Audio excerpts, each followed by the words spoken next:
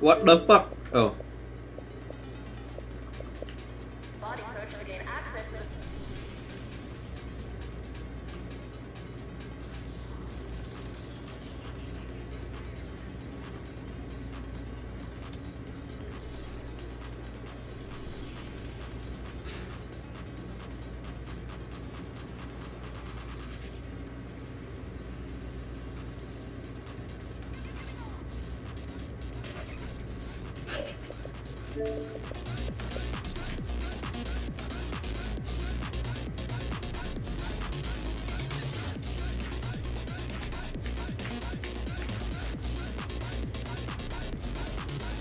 I gotta see what he's doing with that knee pad. Oh, what the hell? Oh.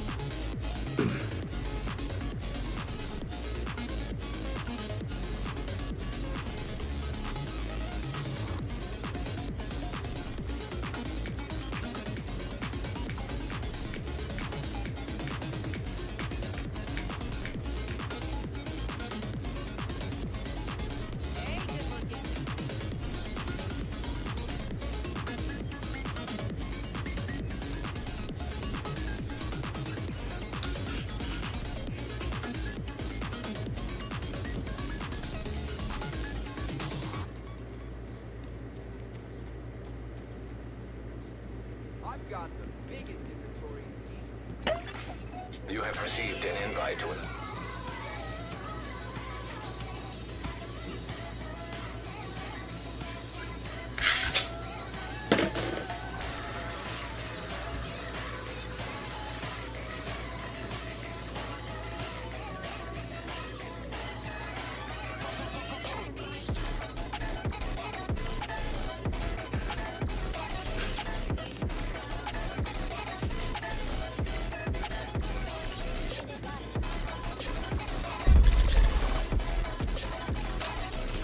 We think Black Tusk may be active in DCD's databases as a means to... Agent, I need to debrief with Schaefer. Kelso had to go. Said it was safer for us if she's not here.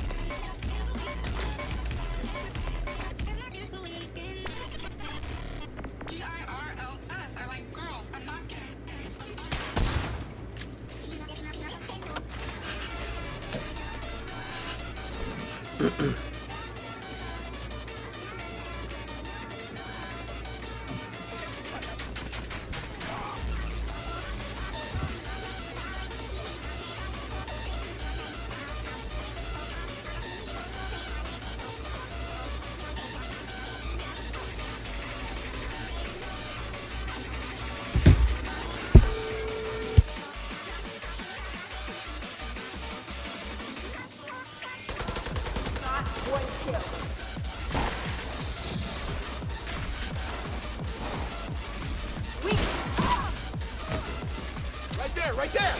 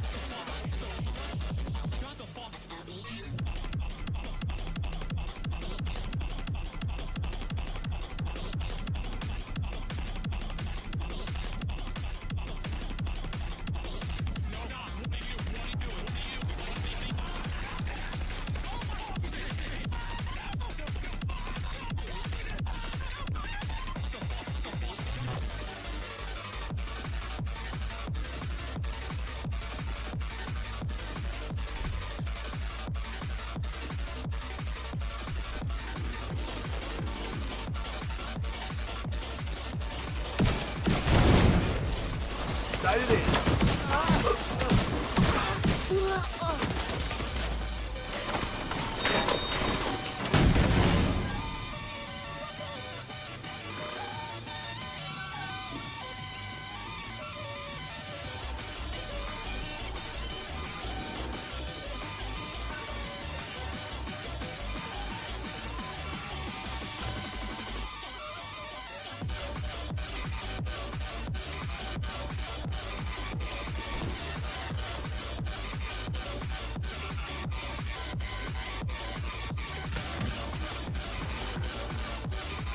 I see a drone. Deal with that. No,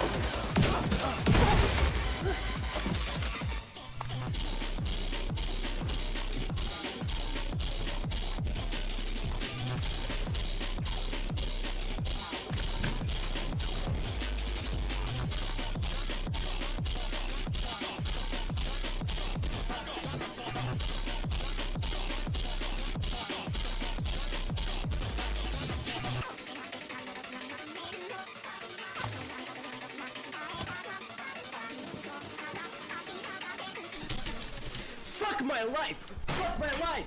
Fuck my life! Fuck my life! Fuck my life! Ah!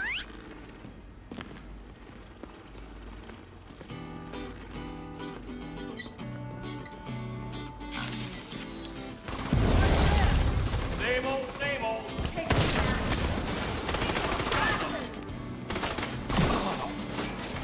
Dead. They're flanking us.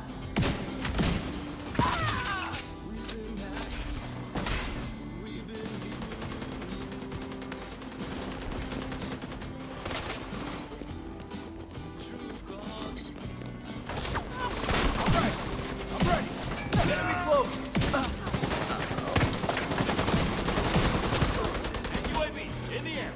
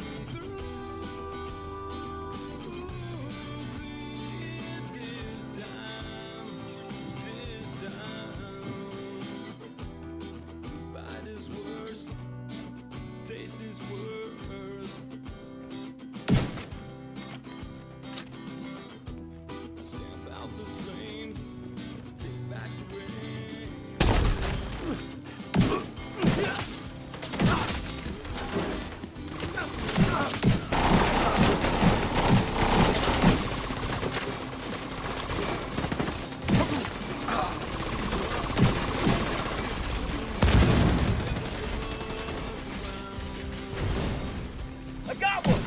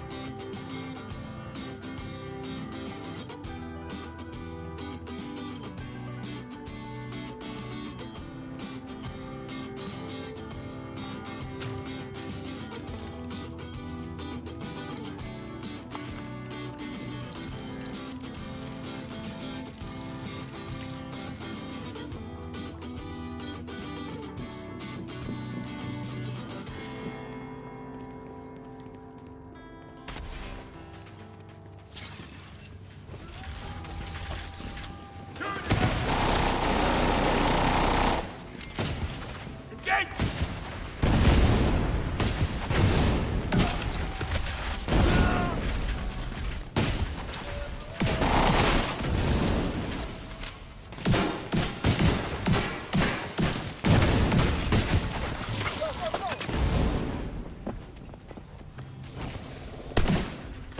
In my sight.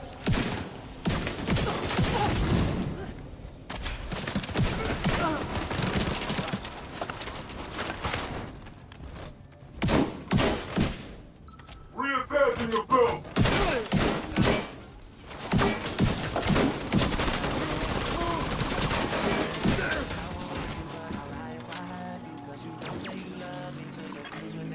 Another agent has joined your group.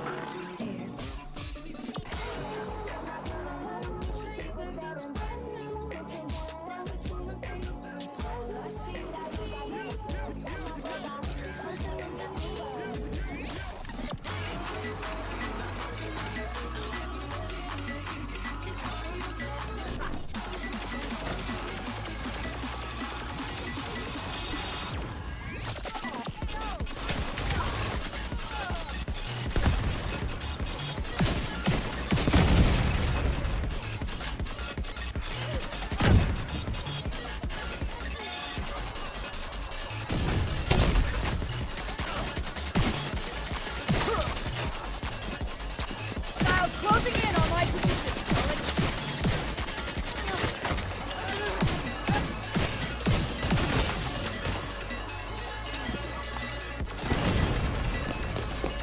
Target in range.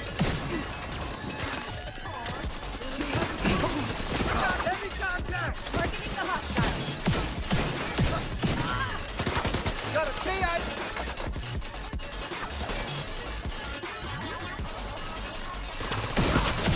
You're right.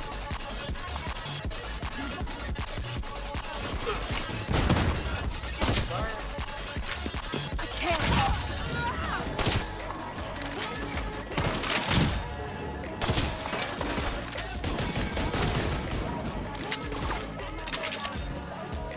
It's another black eye for Black Tusk.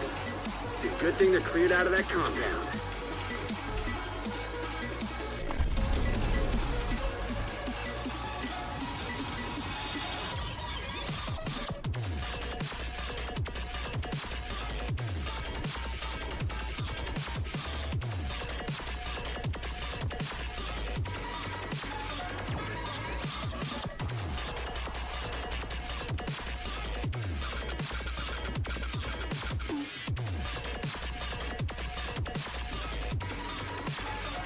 Civilians in danger.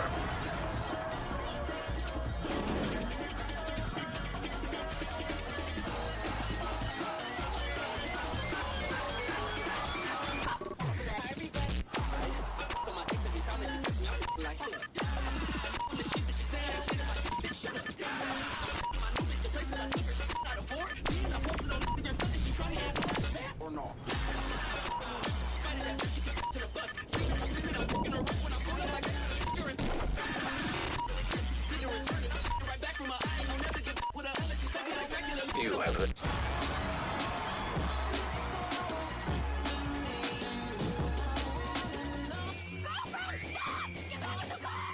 You come back here! Disgust me. Get the fuck away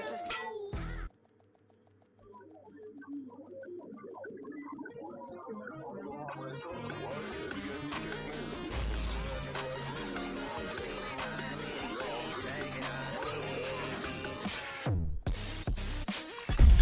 Safe area entered.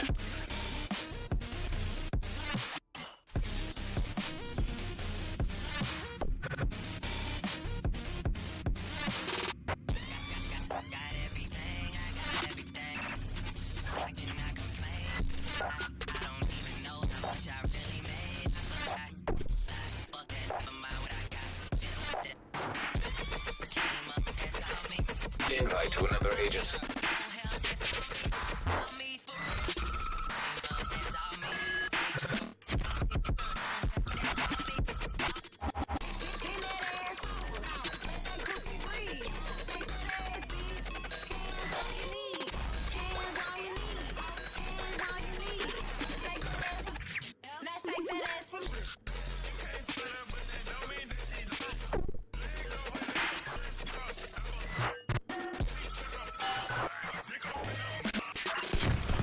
Find a way to keep those helicopters grounded. We need to retrieve the antivirus before Black Tusk can move them somewhere safer. Head down into the sinkhole and locate... Agent, I need to debrief with Schaefer. Kelso has to go. Said it was safer for us if she's not here. Vital signs critical.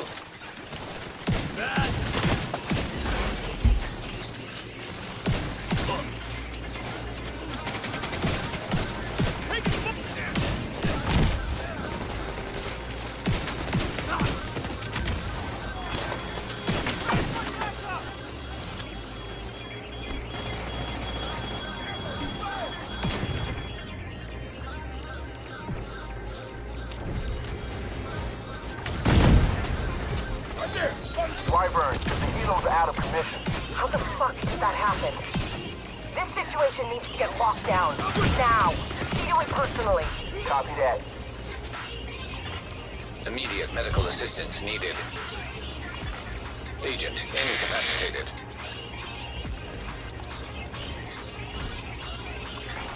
An agent needs assistance.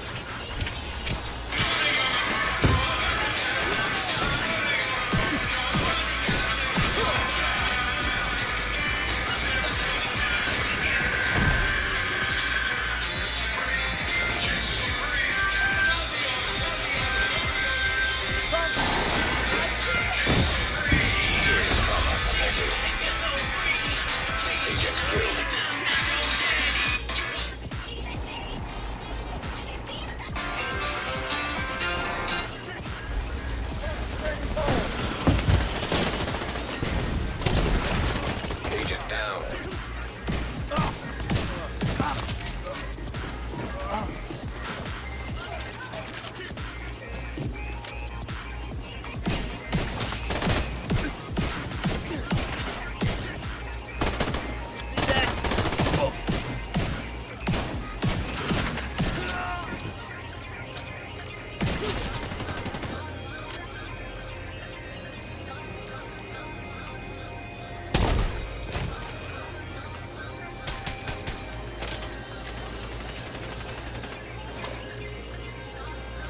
Sounds like you're gonna need all the help you can get. The support team is standing by, but you'll need to figure out a way to get them through the main gate.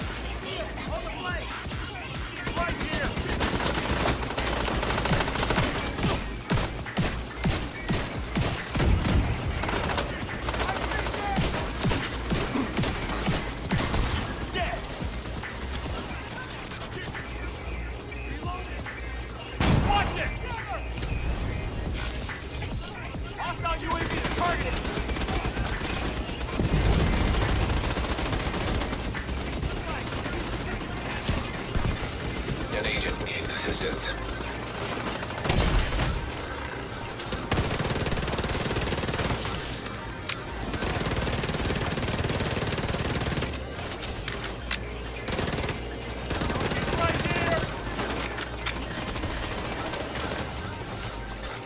Agent down.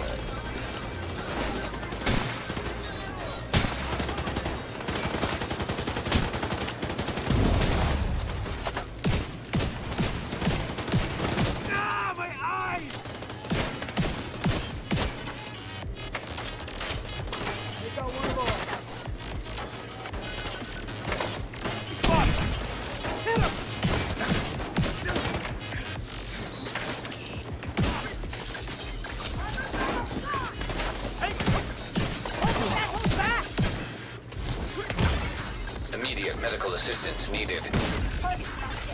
Agent down.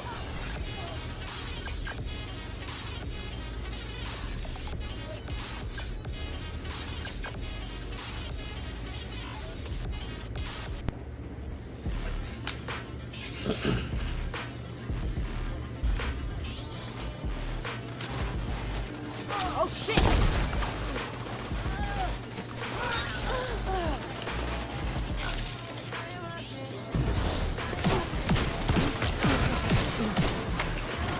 We're pinned down by turrets at the main gate! Find a way to disable them.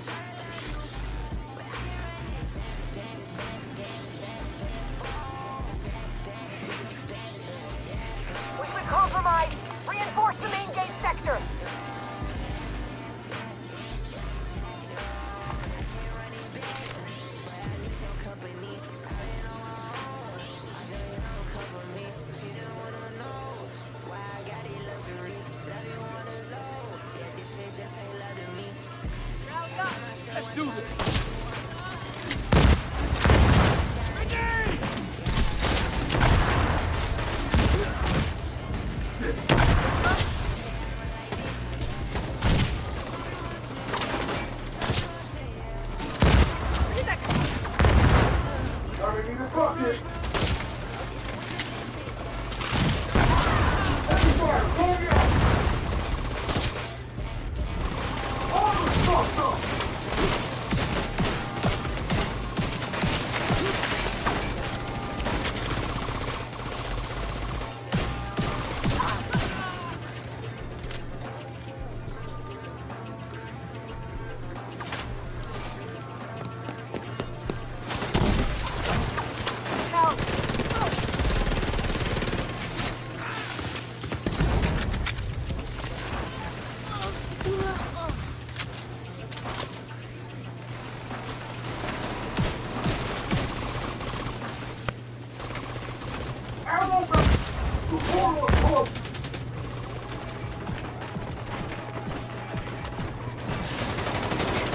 a man down.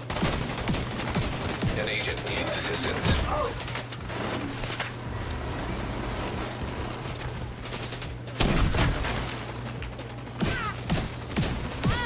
Need more ammo.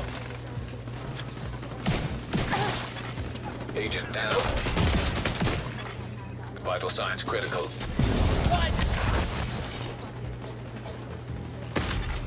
Agent out of action.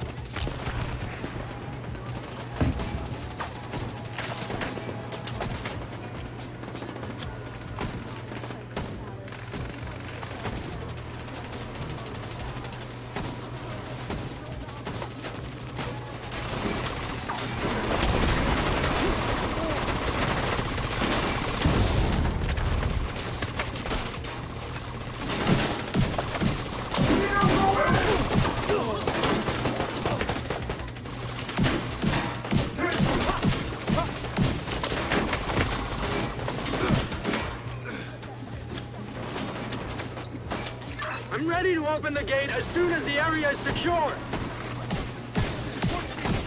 An agent needs assistance. Serious trauma detected. Bullshit! Incapacitated.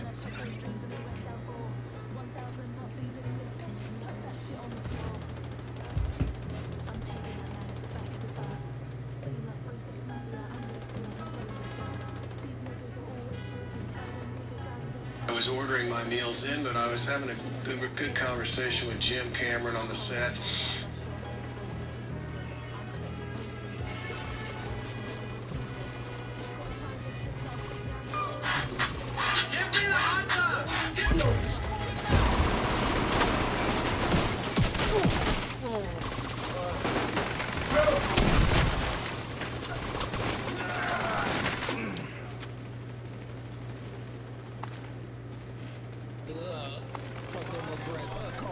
Now locate those antivirals. As soon as you retrieve them, send up a flare to signal the support team. I'll stand by here and cover your ass.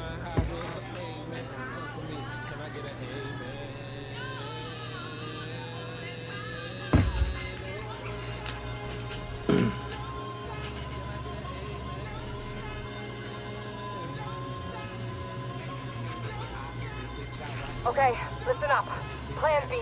We'll transport the antivirals by hovercraft. I want these cylinders on separate vessels.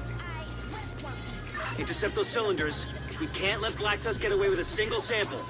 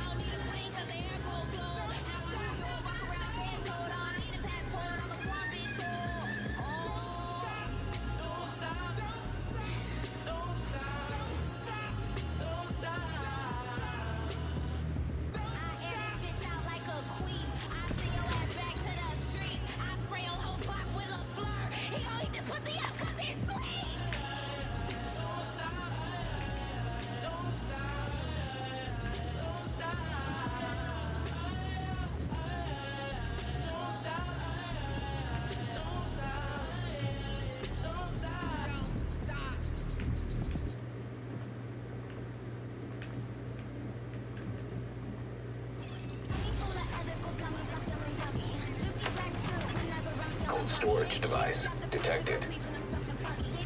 That's gotta be the antivirals. Moving on to target. Deal with them. Cylinder break. Support station deployed.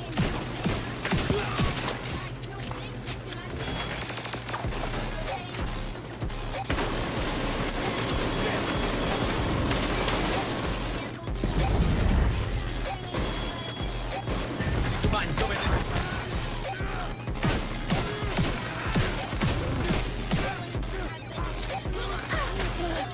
Get away! Hands up! Grenade!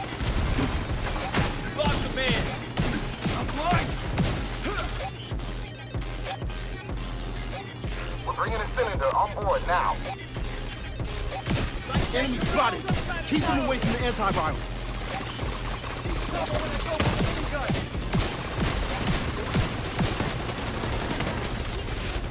See a turret out there. Immediate medical assistance needed.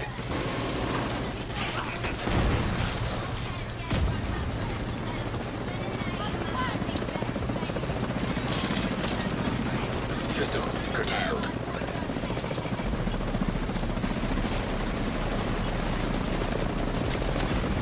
System restored.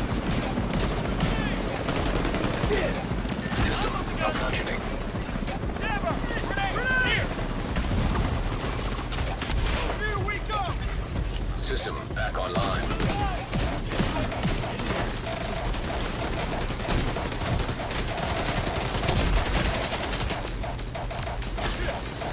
Need more ammo! I got you! System disrupted. I got him! Going for the caboose! System restored. I'm blinded! System malfunctioning.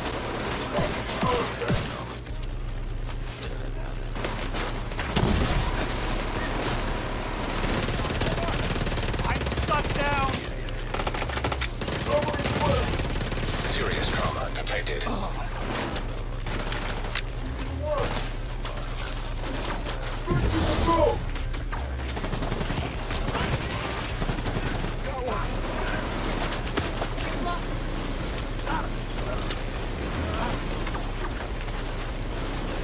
I'll cover your ugly ass.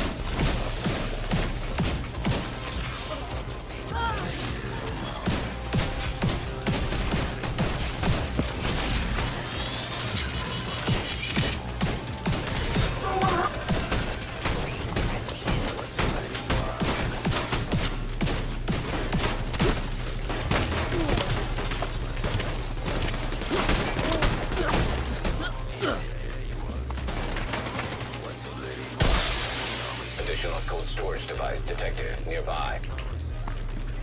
Get that second antiviral cylinder. Support team will secure the first cylinder in the meantime.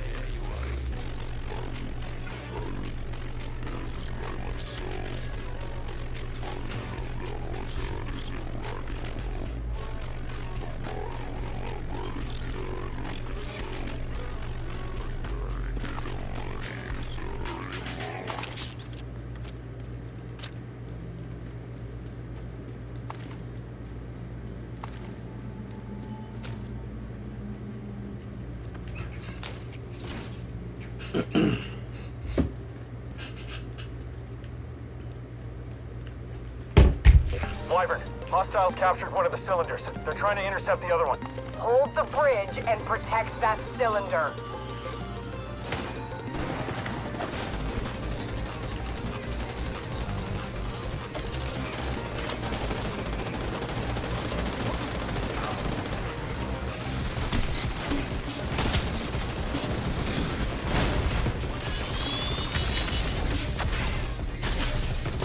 Put him down!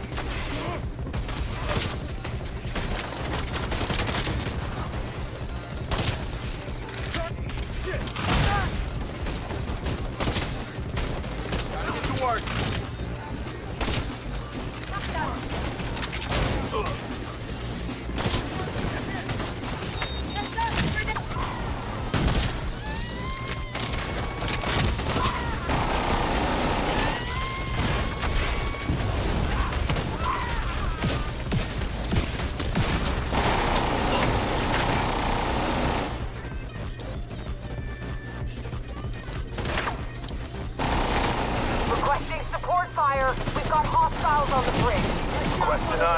Can't risk those antivirals. Copy that.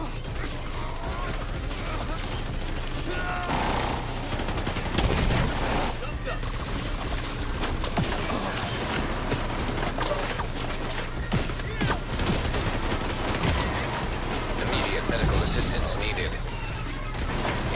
System disrupted. This is Thunderbird. I'm making an attack run on that hovercraft. Negative, Thunderbird. They'll tear you to pieces. System reactivated.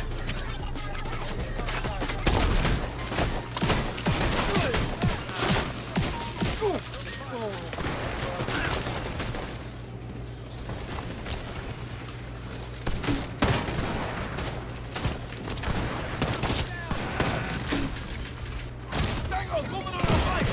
Serious trauma detected. I got one right over there. Agent down. Agent down.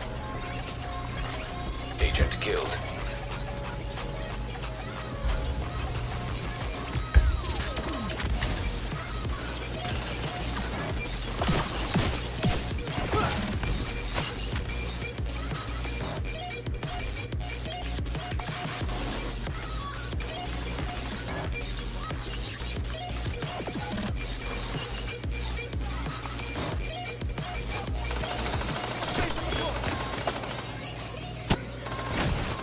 Damn it!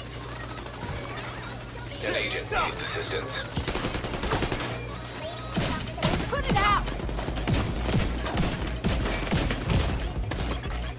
Vital signs critical.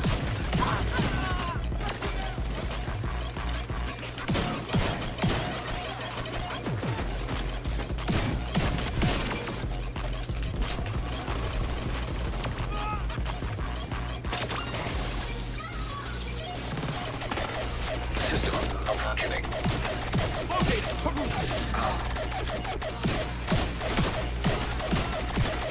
System back online.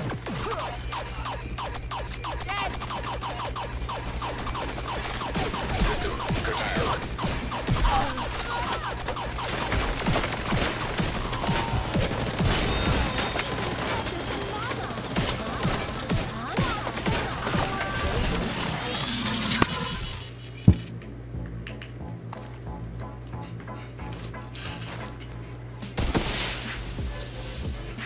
Sample secured. Preparing to exfil. Copy that. Good work. Portable canister detected nearby.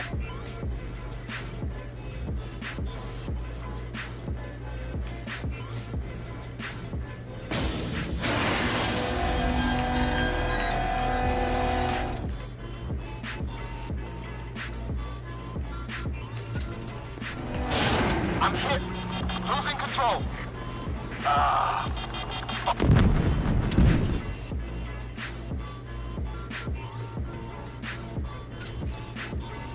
That helicopter took out the turbines. We're fucking stranded.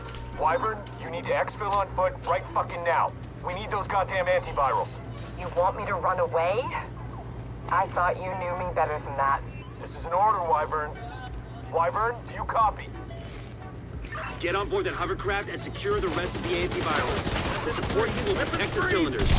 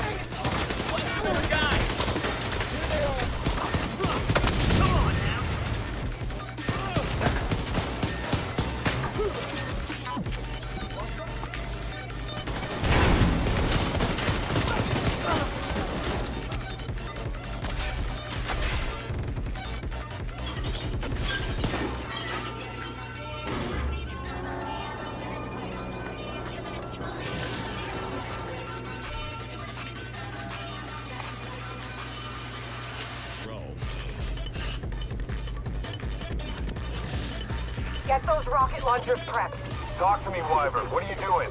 I'm gonna blow up the motherfucking White House. Are you out of your goddamn mind? We need to cripple these assholes. So that's what I'm gonna do. Right, she's insane! Agent, do whatever you can to prevent the launch of those rockets.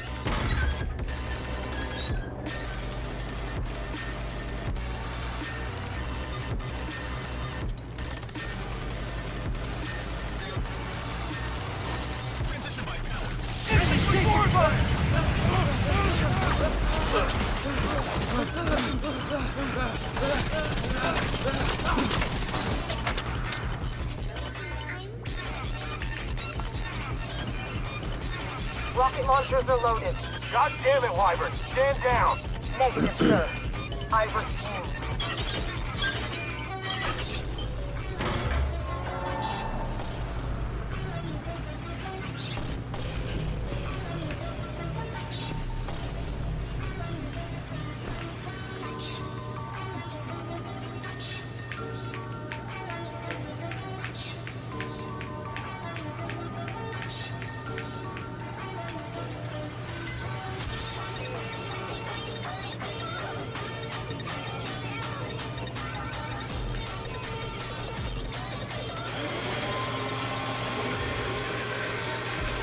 Fireworks? You won't be disappointed.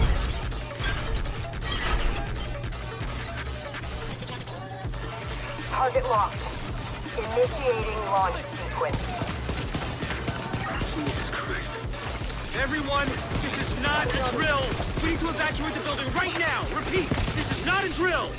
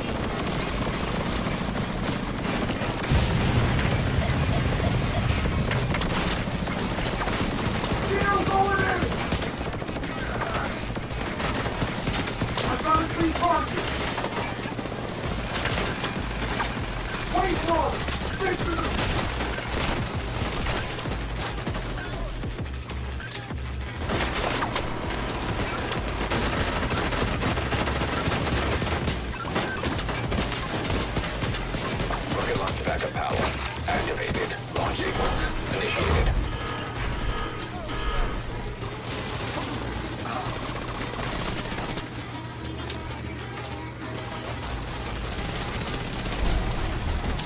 I'm gonna remember killing you. It's been a while since I could say that about anyone. Copy that. Too close.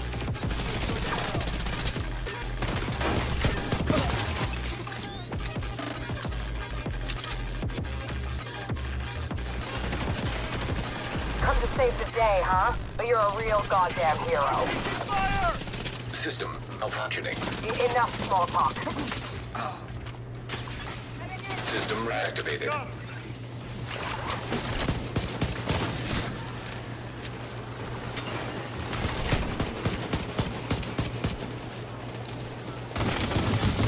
Rocket launch backup power activated. Launch sequence initiated. Serious trauma detected.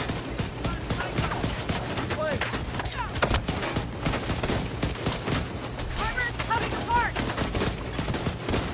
backup power activated. Launch sequence initiated.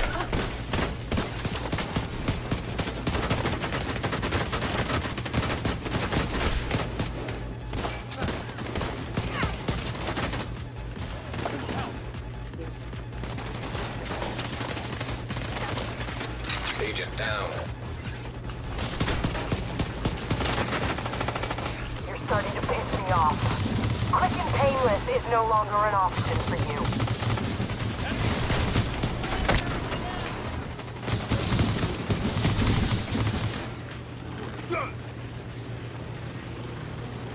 I'm reloading! I'm taking this up!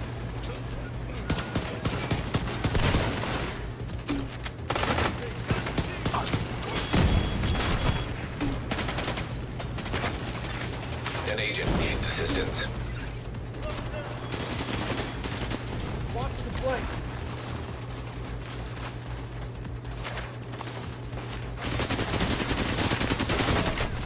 On you.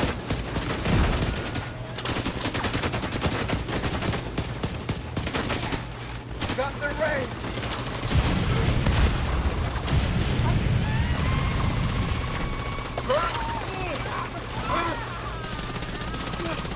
What?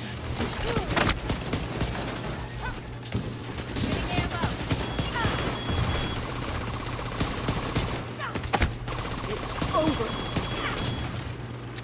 You need to flank them. Armor's almost gone!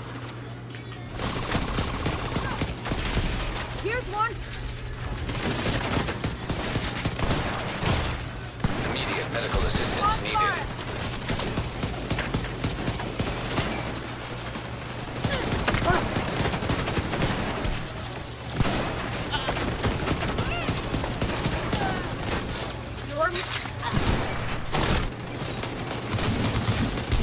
Wyvern, what's your status? Wyvern, come in. Wyvern! Fuck! Agent down.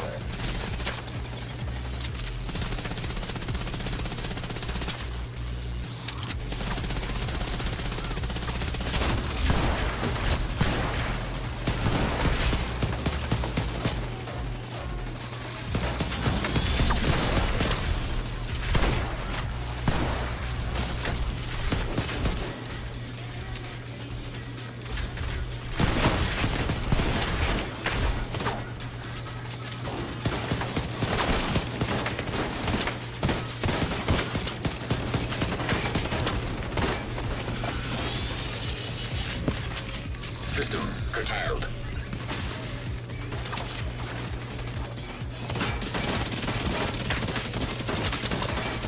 System back online.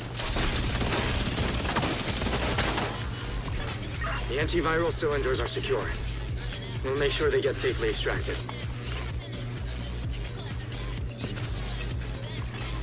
System reactivated.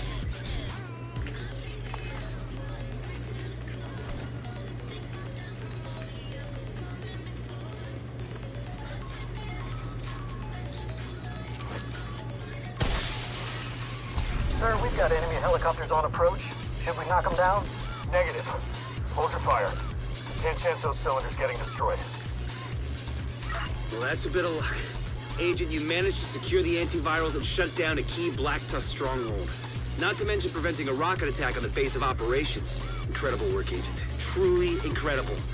But there's still more to do.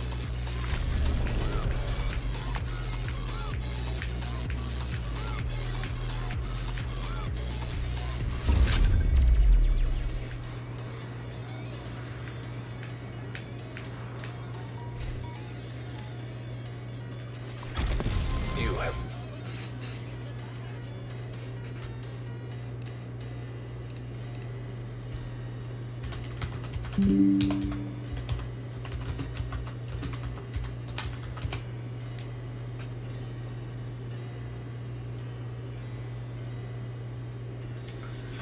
So there's 2 new exotics. Is that it?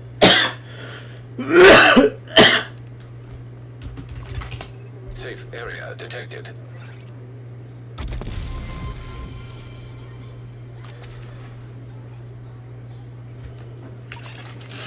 Priority objective available, Agent.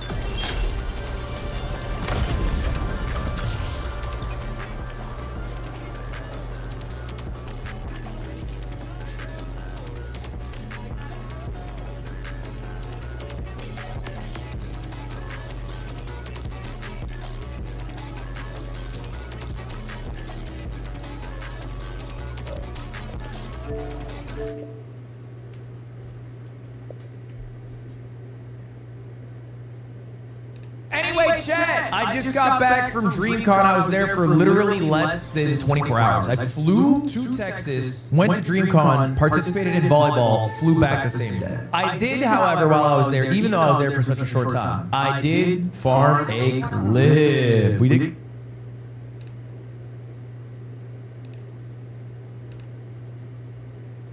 Get a bit of a clip here. Let's take a look. I don't watch horror movies. No. I'm too busy. I don't like to sit down. You are not too busy. I'm busy as first of all. I'm booked and busy. You're not too busy for Wild Robot. You're not too busy for Wild Robot. How long is Wild Robot? Okay, first off, we're talking about how she said she's too busy to watch the Wild Robot. Nobody's too busy to watch the Wild Robot. It's just a good movie. Like, it's just a good movie.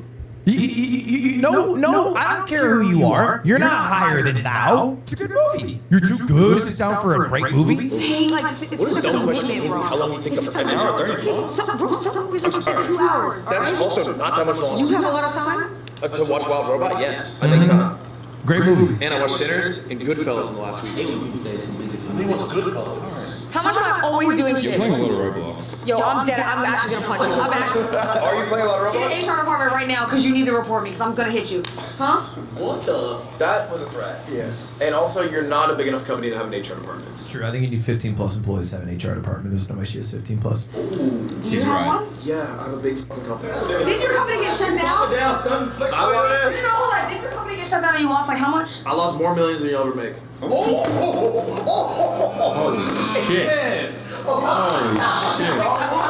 I feel like I'm justified, man. I feel like I'm justified. Cause I let it slide. If we run that clip back, she repeated herself. She brought up my failed company. Okay? Soft spot for me. That was a low part of my life. And I let it slide. Then she says it again because she got spoken over. She says it 2 times. She says it 2 times. Did your company get shut down and you lost like how much? I lost more millions than you'll ever make. So I had to. I had to. I had to drop a prime for that. I appreciate that. When I'm in a room with people, I try to find the toughest egg to crack. You know, the person who's maybe the least engaged or the most stolid, you know?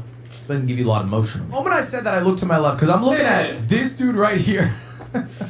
This dude right here, the whole time we're talking about Wild Robot, we're talking about whatever. He's just mean mugging. He's not fucking cracking a smile. He's just chilling. Then I said that, I look over, I just see a big old smile on his face. Like damn Santa Claus. Big old smile on his face. I was like, hell yeah, that's why we do it. That's why we do it. But yeah, it's a good movie.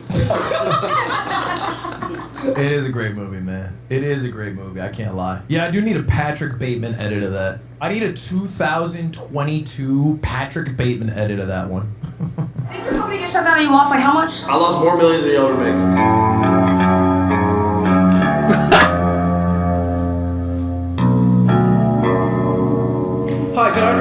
large pizzas with the sign of pussy? Pussy. Mark Phillips confronts Ludwig. Cinna, if you got really mad at somebody, would you dead ass call him like straight up? It wouldn't be natural, I assume. No, I started arguments before. You started arguments? Yeah, like I was dating some guy and we got in a huge argument. Yeah, I remember you saying this. Huh? Was he bi? He's mixed. How'd you say it? I just said, stop playing me, bitch ass, and then, you know, I just, the only time I'll ever, like... Preface it with the bitch ass? Yes. Interesting. Does that make it more powerful? Dude, okay. They kept calling me the DEI hire. And to be fair, I was the only white person on my volleyball team, okay? So I understand how they got to that conclusion. But, you know, they were having conversations about Cinna using the N-word and whether she's used it ever. And so I'm sitting here in this conversation, not a lot for me to chime in about. It's not a lot for, it's not in my, like, it's not in my bag, right? I don't know how that, so I'm just asking questions. I can't ask questions, I'm curious. I'm curious if it powers it up in a way, if it's like if it's an augment, if you add the bitch ass. That's all I'm asking, I'm just asking questions. It's not on my lexicon. That's probably like the only... It's just not on my lexicon, I wouldn't know. No! Hello, keep it up. Have you ever said... It's been fucking months. What? I didn't see that guy in the background. I didn't see that guy in the background. What? I didn't see that. Hello, keep it up. Have you ever said... It's been fucking months. What? I didn't see that guy in the background. I didn't see that guy in the background. That is... That is a good face. That is a good face. That's a bit of a double take there. What? 6 weeks, baby. I actually think saying the N-word's wrong for real. Clean 2 months, you round up. No, this ain't good. That's not a good statement. Actually, of course. Let's wrap this up. I think it's wrong. Ludwig as token white guy is so good. He plays into it so well. Me being myself. Somehow he just understands what it's like to be the only white guy in a room, and he plays into that character so well. I just am. It's not. That's just my lived experience. I don't know what to tell you. Dude, this was embarrassing. This is just me telling the story, dude. It was so embarrassing. I was at this court for like an hour, just trying to get access to the backstage. And they just every time would turn me around. They'd say, "Well, oh, do you know here?" And I kept seeing like your rage walk out, bro. I'll let him play. Am I wrong for not knowing what DreamCon is? No. But there is like a 98% chance you're white. There's also nothing wrong with being white. Yes, there is. Chat, no, that's insane. There's nothing wrong with being born white. Every time you say, I want you to know that Asmund Gold gets 10 more viewers. Every one of you who goes, Asmund Gold just went up 10 viewers. You can just count. For every one of you, there's plus 10. When he has 700,000 average viewers next year, because you guys can't just die, or get off the hill that you're trying to die on, where you're like, I actually do think being born white is worse. Just know he's going plus 10 every time. No, I'm not saying just die. You know what I'm saying. You know what I'm saying. No, I'm not saying die if you're not. That's not, obviously not what I said. It's Freudian, not Freuden. Okay, who dat? First off. And second off, it wasn't a Freudian slip. I got a mean serve. Yeah, let's see that serve. I was so good at volleyball. I was so good at volleyball. I was crazy on my team, man. So they were right? Yeah, they were right. Yeah, they were right. They were right to downgrade me from basketball to volleyball. And they were right to judge me as a 6'3" white dude who was pretty decent at volleyball. Because I am. I fucking am, okay? Yes, I know bump set serve. Yes, it's in my Swedish genes to be good at volleyball and wear skimpy clothing while doing it. So look at this serve. That's a phenomenal serve. It was bright, you couldn't see it what well. you were going for? Not quite, but I see what you were going for, though. Also, they wouldn't let him into a room. He had to ask me to get him permission to get in the room. No. Yeah. You guys order, man. No, you got motion checks. Yeah, he did. Yeah. I went back 3 times. Every time they go, so who you here with? I just walked in and I was like, all right. Every time I go, I'm here for the volleyball, they go, no, you're not. You don't look like you are. You get someone to come with you. And then I go sit down and they're like, what's up, bro? I used to be somebody. No, now like... Dude, it was crazy, man. There was literally a lady and she goes, all right, if you're in the volleyball competition, please get your jerseys on. Head backstage and get your jerseys on. So I start walking back there, and I walk in like I own the place. And then 3 dudes step in front of me, and they go, "Where do you think you're going?" And I went back there, because it was the direction I was walking. And they went, "I don't think so." And I went, "Okay, well, I do. I feel like I'm supposed to be back there. I'm part of the volleyball segment." And they go, "Yeah, you're gonna need somebody." "Who told you that?" And I went, "The lady." And they said, "Bring the lady." And I went, "What? I don't know." And so then I had to fucking go behind Cinna. And I think the only reason they let me through is they might have thought I was her cameraman at the time. Don't you know who I am? I'm Ludwig. I've lost more than you'll ever make. Okay, I don't walk around saying that to be clear. All I do is I punch back. Okay? That's fair. I got a mean serve. I play a mean Thresh. Dude, my serve is so much better than my Thresh. Cinna Crush met Cinna Boyfriend. Please don't ever refer to me as Cinna Crush. That'll be my last day. That's why they call it hair loss. The road to hair back is long and arduous. Ludwig will get there, inshallah. It's not that bad. Actually, it is that bad. My hair looks so bad, bro. The little fucking way it goes towards my widow's peak. It's like I got CGs on my head, man. The era of entertainment is over. Tired of them forcing people that didn't grow their own channel but dependent on people platforming them that never learned how to truly entertain. It's like celebrity kids being an actor, musician. Gotta learn, start making all these channels and clip channels. Do not recommend. Dude, what the fuck? What the fuck does that mean? Here's the issues. I don't know who he's dogging right now. I don't know if he's attacking me, Cinna, or Agent. It's probably not me. It can't be me. It can't be me. Oh, this was kind of mean to me. Off the ground will crumble when he walks through. It's not because he's fat, because he's got flat feet. Why you look at her when you said that? Yeah, why did you look? Why did you feel the need to clarify to me that it wasn't a fat joke? You laughed. I didn't laugh, actually. You just looked at me and clarified that it wasn't a fat joke. Like I would be offended by a fat joke. I've just seen things online, bro. Really? You want to talk about, by the way, why you called me torta earlier? Because I saw a clip of that. Let's talk about it. I did not say that. No, let's talk about it. What was it? I did not say this. Did I say this? I did not say this. I wouldn't say this. I was pulling up receipts. It's my Twitter com. I've genuinely never said this. I saw I'm about to say tortissimo. That's what you said. Jesus, man! I'm not Cinna. I am Latinx, so it's a good poll. I won't lie, it's a good poll. But I'm not a Porta Nino. Dude, AI is fucked up. Bro. AI is fucked up, man. We need to talk about that shit. We are not talking enough about how AI is crazy, man. I have never said that. I've genuinely never said that. But the fact that somebody can make an AI clip, upload it on a Twitter com, and all of a sudden, I'm out here guilty before being, innocent or whatever the hell it is crazy. I'm the guy who made the clip. I made it using AI, lol. The facial movements did not match, so I made it look like a stream lag and decreased the quality of the clip after the lag. There it is! The smoking gun! It was Smudgel Gaming, bro. I knew it, man. I knew it, bro. Thank you for coming clean. Because I knew that somebody was acting nefariously. Somebody was it wasn't me. Chat, I'm so sad we lost volleyball. I don't have many clips of it, I just have the whole stream. But I played so nasty. Did anyone watch? I played like a freak out there, bro. I was honest to God a machine out there. I didn't know where to watch it. Yeah, to be fair, I didn't either. You were not memorable. Okay, stop just saying what Extra Emily said to hurt me. Everyone's out here hurting me, okay? I was good, man. It made me think that, well, I guess we do volleyball at streamer games. You know what though? Actually, a couple people came up to me and they asked to be in streamer games. I think we gotta go crazy with the streamer games invites this year. I think we gotta go crazy. Yes, Mario. We gotta go crazy with the invites for streamer games this year. More teams. I think I'm just not bringing back some of the people from last year. I think rather than do teams based off of like arbitrary groups like Twitch or YouTube or FaZe Clan or something, I think it's better to do captains in draft teams. I think drafts are fun. We're kind of in a draft era, chat. Annihilator Cup, Creator League, Roomy Rumble. We're in a draft era, so I think we get 4 captains and we draft. I also think it makes teams more competitive when they're drafted. How will you choose captains? I don't know. I haven't gotten that far. All I know is I'm not competing based off viewership. Guys, do you really think I'm that shallow that I pick people with the highest viewership to be captains, thus making the event more successful? Yeah, you're fucking right. That's smarter shit to do.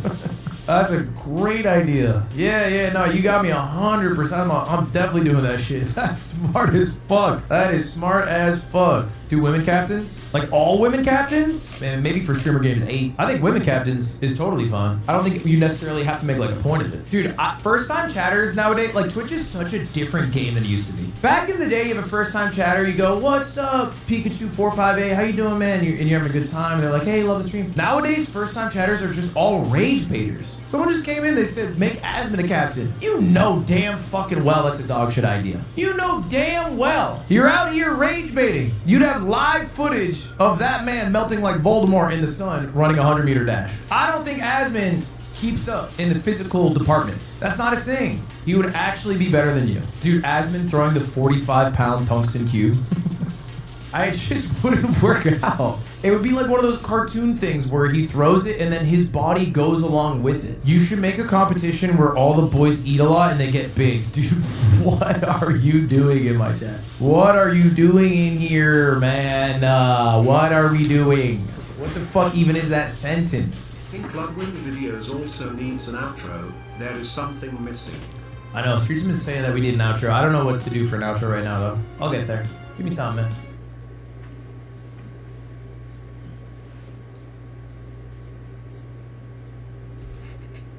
There's this video that was posted. Set up for Demon Blade right here.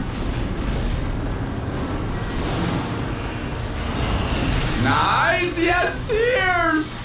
He has fucking tears! Yo, what's going on, guys? It's Big Cakes. We're back here in some Armored Core 6, gonna be running some Wreck Today Bros. And today's build, we got another double melee. This time we're running the bunk with Coral Sword. We got Zim and Duo 2 missiles. Pretty much the same setup as always. We just got bunk and Coral Blade this time. Gonna be going for some raw bunks and of course some Demon Blade. So hopefully we get some nice ass clips and shit. We got 4900 E in supply, pretty nice. Running Flugel Oculus. I'm just gonna switch this to Avid, bro. Ming Tang. We got Ming Tang and of course Assault Armor. Let's go ahead and get it, bros. Hey, hold up. Palmer Deal, Aquabite. What's good, bro? Double Earshot Melee. I think that's Napalm or Jammer. Alright. I get hit by the fucking earshot. That is literally so out of range. Just barely. Get off me! Nice!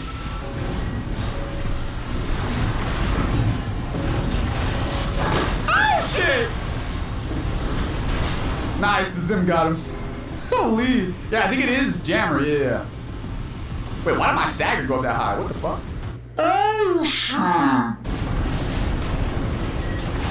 That's not that Demon Blade. Okay. I'm trolling. Oh, I hit the ground.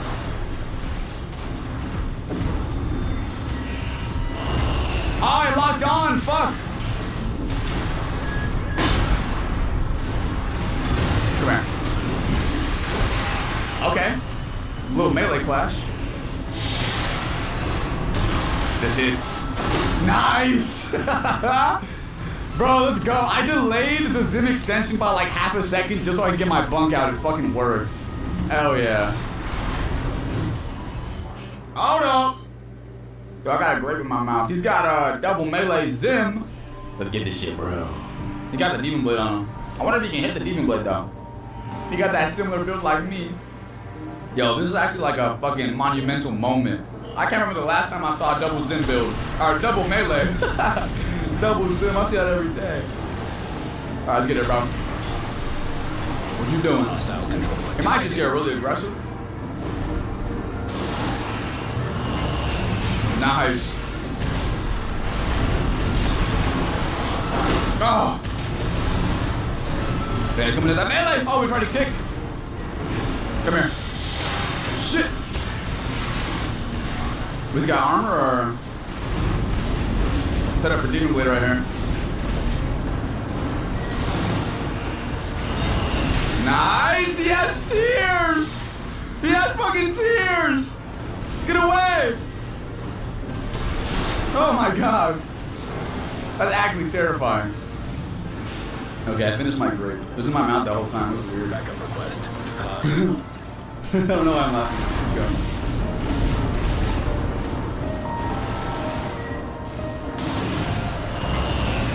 Hell yeah. Oh, he's gonna kick me. I'm gonna kick him.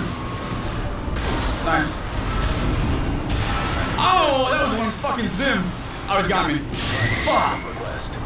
I felt that Zim like inside my mech. That shit hit my person, bro. This shit hit me. Okay, here we go. This is dangerous. I feel like even if I demon blade him, like he can still really fuck me up.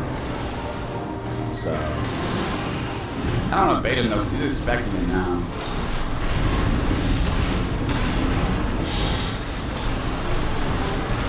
Oh, he's baiting me a little. Oh, he's back. Nice. Oh! Come here. Oh, he's got tear popped. Tears popped. Get the fuck out of here!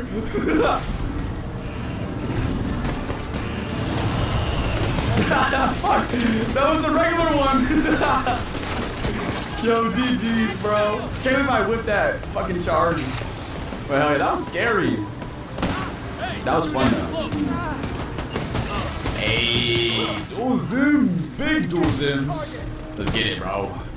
First big guy I've seen today. Now, can I fucking shut him down? I hope I can. Big motherfucker. That was the tech. It's already a troll match. Nice. Oh, we get another bunch here. Oh, we don't. Shit. Ah, those missiles. Oh, I low-key thought I killed him or something. I was like, what the fuck? All right, hold on. I'm gonna troll like I did at the beginning. If I whiff a demon blade like right away, it's low-key GG's against big guys like this. So I gotta play it smarter. I need 3 for the That didn't hit him though? Like it wasn't a tech, but I don't know how that didn't even hit him.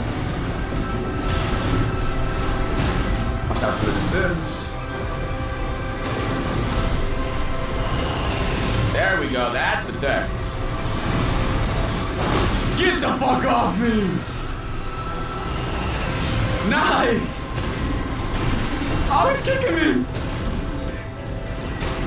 You ain't kicking nobody out! Shit! His armor actually saved him. Bro, that's crazy. His armor saved him. Bro, GG's. I thought like my assault armor would just delete him or something. Hold up. We got the Larb Ludlow build. Oh shit, he's got the F mirror legs too. Alpha. He's gonna be zooming. Yeah, this Larb Ludlow, like shield build, that was becoming a thing now. Oh, it's kind of tight.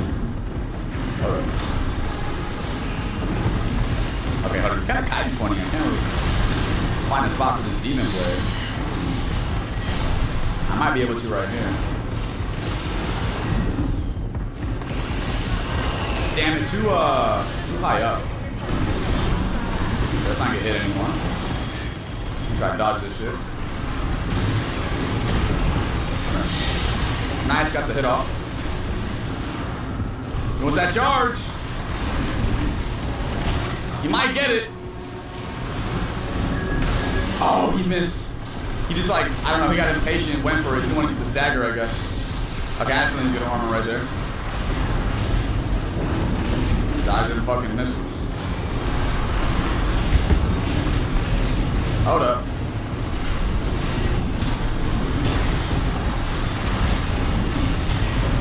Come here. Okay. Block it.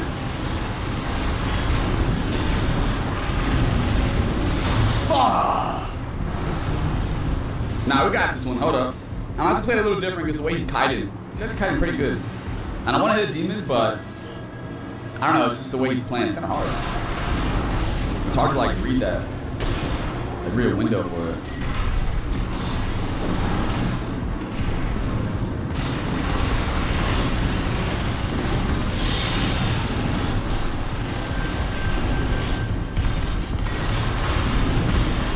Oh my god, I clashed with him, bro. I look clashed with his shield. I wonder if he did that on purpose or what. Maybe he's putting like a kick or something.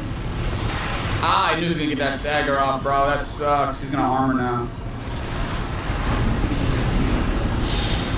sucks. Alright, bro. See you later. I fucking tried. You know what I mean?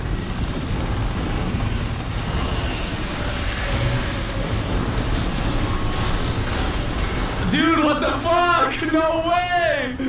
That was so close. Nah, GG's. Hey, hold up. Hey, okay, we got Sheen with the quad shotgun. Dual Haldeman's, dual 16s. Let's get it, bro. I was thinking about running a build like this, actually, like just exactly the same setup. I would like to see him come joust me and get a taste of this bunk. Come here, bro. You have 4 shotguns, I have 1. Oh, he's coming in already. Oh shit, that was close. Yeah, 16. Woo! Oh, I went to kick. I meant to kick, man. God damn it. I have damage. Come here. Oh wow, bro, what the fuck? Dude, he had that assault armor. My mind didn't stagger him though, he's too tanky.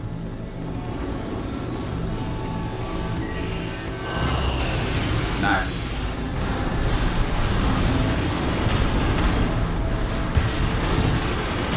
Come here. Woo! Let's go. Holy shit. Come here, motherfucker. What? Hold up. He's not rushing.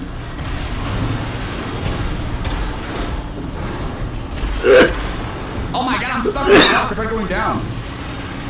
Come here. Back up.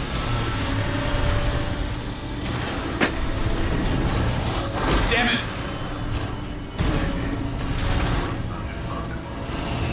No! Come here. Let's go. Oh my god, I almost trolled going for that demon blade. Holy shit. I think I still have my assault armor on me. GG's. Oh shit. Okay, hold up. Dual shotguns. He's got the shoulder gap. I don't know what's on his other shoulder though. Let's get him. Maybe it's melee. I think it actually is melee because he has Flugel and Basho. Give me that, bro. It's my favorite map for sure. That was like the slowest tech ever, Loki. Okay, he's gonna reset. It's cool. He's waiting.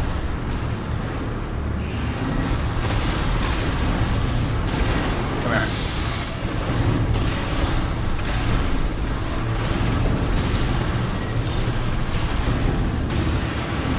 Come here. Oh! Woo! Whoa. That was good. Slice that motherfucker. Alright, let's get it. That was pretty slick. Oh yeah.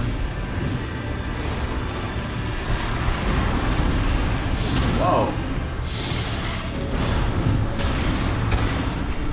Go for another kick. I'll bonk you. Ah, shit. He has... What the fuck? Oh, you ain't doing that. Hold up. He tried hitting me with a 1-2 shotgun back into the charge. Hold up. I'm not letting him do that. I don't care if he beats me. He's not beating me like that, though.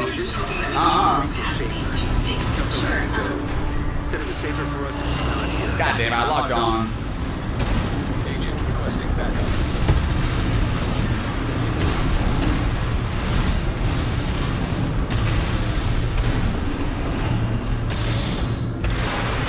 It's okay.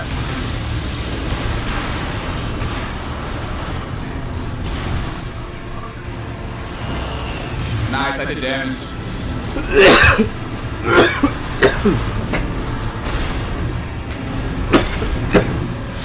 Woo! Let's go, GG's. Okay. What we got? Hold up. We got the Bandai Dev. This is the Bandai CEO. Fucking. Oh, then this guy dual Zims and double laser orbits. I fought this guy before. I remember his emblem and his like paint job. I've been seeing this guy since like the beginning of the game. Yeah, keep coming. Oh, bro, I went down. Shit. Oh, I'm surprised that kick hit actually. Oh. Nice. Ah, god damn it. I didn't have any yen. I tried jumping.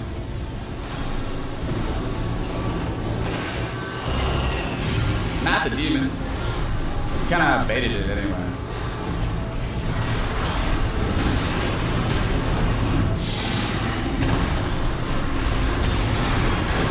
Nice. Nice. Oh, come here. Let's go. Hell yeah. I really like the like zim into the tap bunk. I feel like it feels like super good, just like the single bunk hit like this.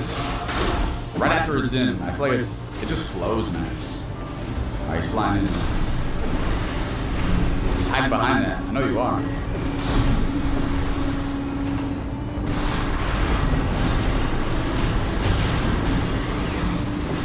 Trying to get a demon blade around here. Not the demon, but I got the hit off. We're gonna get the kick in. Zim again. Surprised he didn't armor up. Yeah, we're just gonna reset. Get off me, let's go! Hell yeah, he just wanted to rush back in. GG's. Hey, hold up. Is this guy running double melee? He's got post blade zim and bashal arms. Homing missile as well. You get it, bro. Flat with his demon. Oh, what's going on? Hold on. Okay. Whoa! Let's go! I see you, dog! He popping that demon blade out. Hold up. Hell yeah. Fuck! Oh! He hit that bitch! Come here, motherfucker! This is crazy. Nice. Ah, shit. Yo, I don't ever see like someone else use a demon blade. This is hilarious. Shit.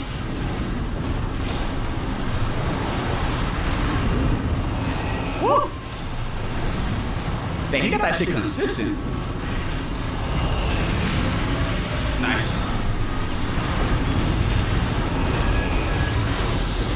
Oh. Okay, he's a Sommer. Come here. Oh, my man didn't come out. He got two. Nice. Fuck, that wasn't the tech. Kind of a bad angle.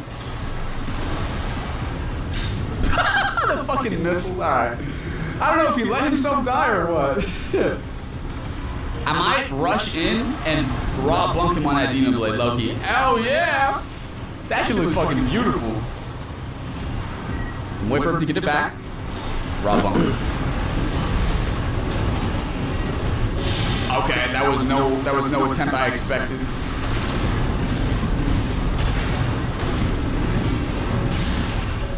Fuck! I thought I had bunk low key. Oh, I'm so dead right here. Yeah. Oh my god, bro. He just played me with the melees. Yo, GG's. Yo, I thought we were still doing cool shit, bro. Alright, bro. We are in still A1. Don't really matter. You know, I make a, you know, I don't know. You know how I be trolling. I be trolling and shit. Still a badass build. This build is so fun. I really wish I was able to get more raw bunks in. I only got like a couple. So we're gonna have to make another video with just like hella raw bunks, because that is one satisfying thing to do in this game, bro. Still loving the demon blade. That shit is dope. I don't know if they're ever gonna take it away. I hope they don't. But if they do, I'll have to go to From South headquarters myself. But nah, this shit was fun, bro. Definitely try this build out. Switch it up however the hell you want, really. Because honestly, like, I know I was running for Mets legs. Recently though, I've been informed that these legs, Ephemera, they got buffed, which I knew, but I was sleeping on the buff because they're low-key good as hell right now. I haven't tried them out yet, but I'm gonna try them out probably next video. So stay tuned. Check out me fucking with these legs, bro. They're not the most attractive, but I mean, they got the stats now, so I really wanna mess around with them. Stay tuned for some more Armored Core. We're gonna be playing some more Night Rain and probably some other random shit. But yeah, guys, this has been Baked Cakes. Thank you so much for watching, and I will see you next time. Peace.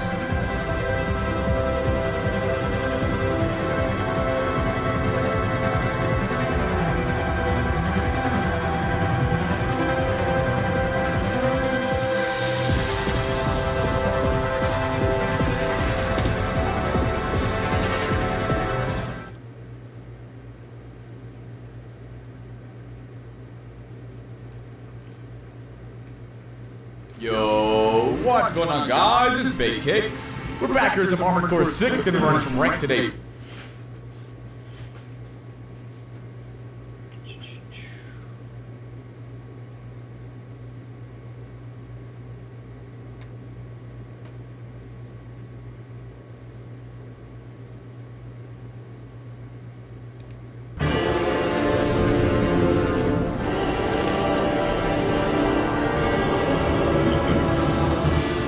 The Lord of Cinder, the manifestation of all the souls who have linked the flame, master of all known fighting styles,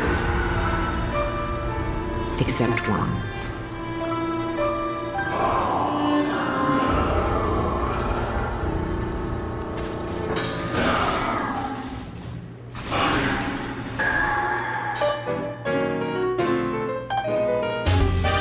So, Dark Souls 3 has 7 crossbows. Huh? And we're ignoring this one for being too cool. But these 6 have the infamous tackle skill. But is it really as bad as people say? Let's find out. Tackle costs 7 FP. Consumes 25 stamina.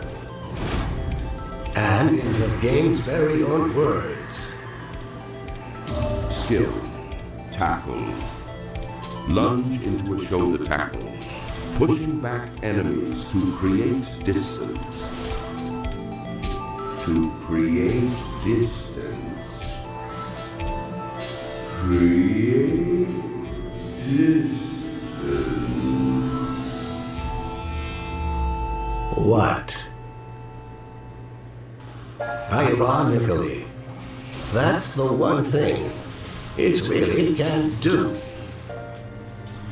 If anything, you close the distance, and bigger enemies will just ignore you. Although, the hybrid armor you get is pretty good. Most of the time.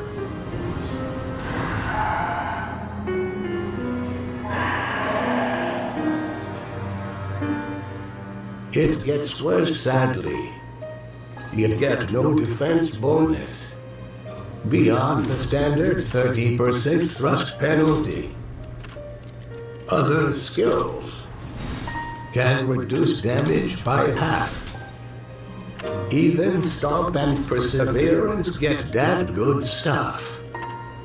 So in conclusion, it couldn't be designed worse. Even if it gave defense, it's completely worthless. What's the point when it can't even knock down enemies? Nani? What the? It actually works? For certain enemies at least. Like the dogs. Both kinds. Skeletons will also dissemble. The ride never ends. Oh. But it's easier to just punch them. Oh. Get bone zoned. Oh. Send jailers to prison. And it's really good against bow wheels. Please clap. So for all these enemies, It's scientifically better than the standard kick. Sadly, you can no longer roll. Those were blizzards. How disappointing. Gladly. You can still flip those pesky hollow clerics.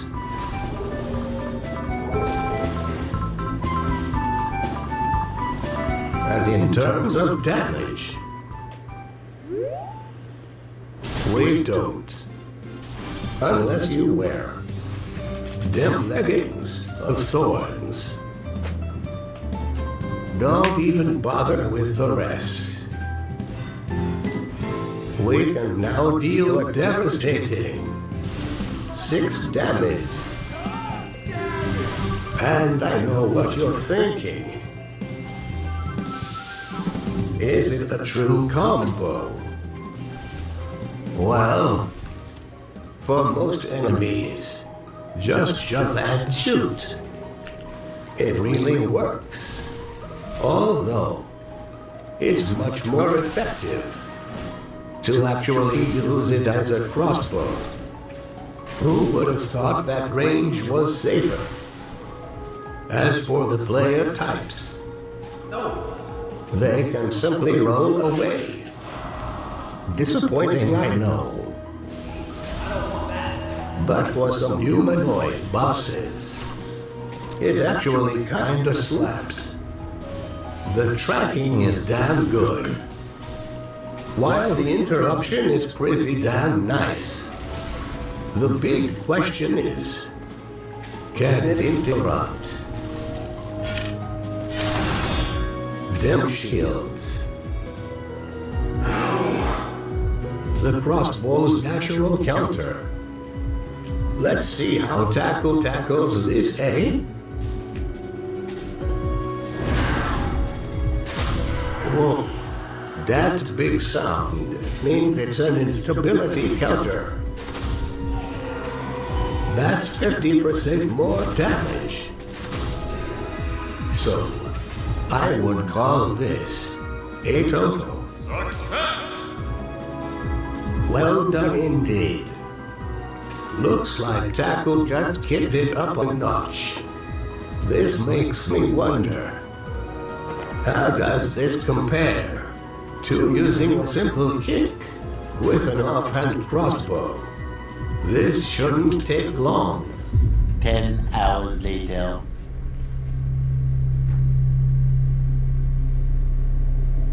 Bro, where do I even possibly begin? Since this will take too long for me to explain. If only I had someone to put it shortly. This is Larry. Oh no! And he has exactly 50 stamina. And I'm grandson. Please clap. And being the laziest editor ever, I have no stamina and have gained 50 pounds. So I'm gonna have to widen this out just a bit. That's better. So, after testing each and every crossbow, we can see they are all easily breaking Larry's guard. So they must be doing over 50. Except Avalon for some reason. Looking at the cheat table, it only does 32. They played us like a damn fiddle! Since I didn't think this through, Larry's stamina is already too low for our tests. But I can't bear to leave him. I'm just gonna hack his max stamina to 1000 using my elite Hacker-Man skills. Retesting all the crossbows so I can see how much more than 50 they are dealing, and it's 50. It's almost like there's a game designer or something around here. Speaking of designed games, we can't forget the Night Slayer's Ring, which the wiki states drains 10% more stamina on blocks. Another round of testing actually proves it's 20% and to never believe the wikis. And now that we know how strong crossbows are, we gotta test out my kicks.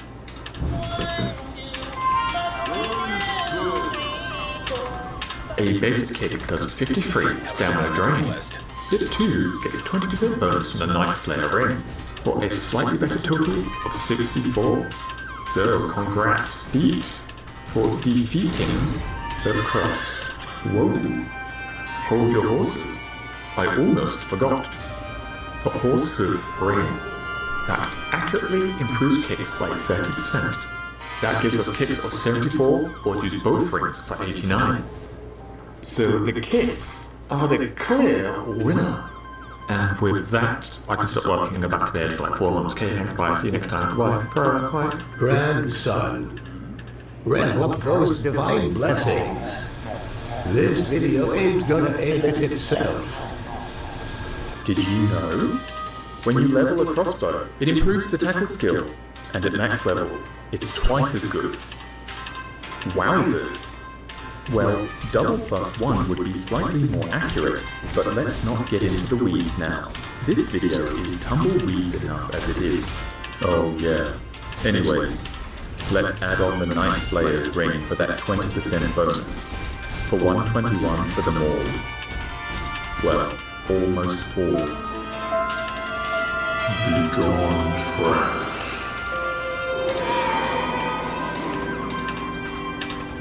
Now how about dim kicks? You can't level a kick, can you?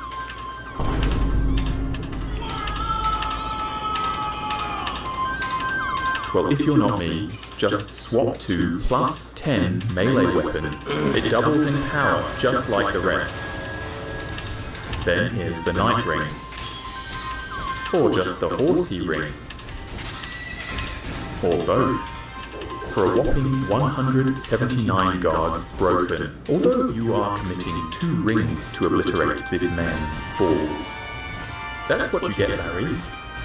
For only having 50 stamina. That's enough to smash him 3 times over. No ball will be spared, even the secret 3rd one. Well, that about sums up all the raw numbers. I hope you enjoyed this little feature presentation. Wink. Anyways, back to the studio.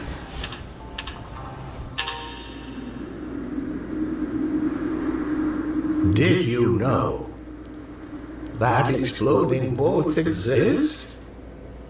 Please, no. That's better. So anyways, we can now judge these two comparatively. Kicks are stronger, have no FP cost, although it gets no hyper armor unlike those crossbows. So knowing all this, what does this actually mean against later game shielding enemies? Well, let's take a look. Every single baddie has stamina, and it isn't used for attacks. Instead, it is only used for blocking. And I'm sure you've noticed that everyone has exactly 50 stamina. This is because it's linked to location. As you progress, it grows ever so slowly, but it increases and increases to the maximum of 94. This is the amount of the Ashes Bavarian Del DLC. Not to forget the Wind City. So this means Archdragon Peak is scientifically post-game content. So does this mean we can effortlessly break everyone's guard? You know what this needs. Push it to the limit. just want some montage music that doesn't take my revenue. Welcome to the limit. Tackle them maybe one step more. I can't believe it's breaking the guards. Nothing can stop crossbows anymore. Welcome to the limit. Push it to the limit.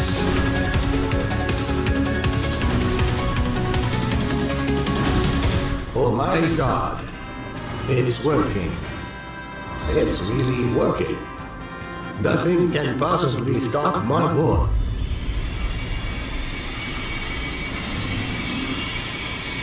Oh yeah, I forgot about these dudes. The stamina of Red Eye guys can be a little bit higher. The percentage increase isn't just 12%. It seems a little random. Most of the time. Sometimes it's just for show. I think it's just pranking me.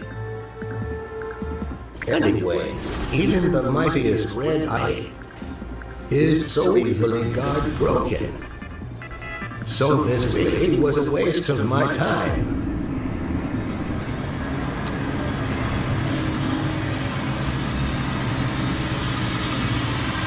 Whatever. Let's just get them out of the what?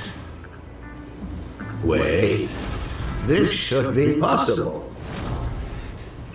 Let me see those numbers. Entering safe area. Oh, that explains a lot. Because of that shield and his high stamina, we are just failing. Kelso had to go. Luckily, Said it was safer for us the to kids kill have just enough juice to power on through. But he's not the only exception. The Dragon Slayer armor is the only boss with a shield. Unsurprisingly, it's as strong as it looks. But good job for doing it in two. The next dragon-related exception. The Ring Knight. With Great Shield. He too requires 2 tackles. Even kicks will need 2.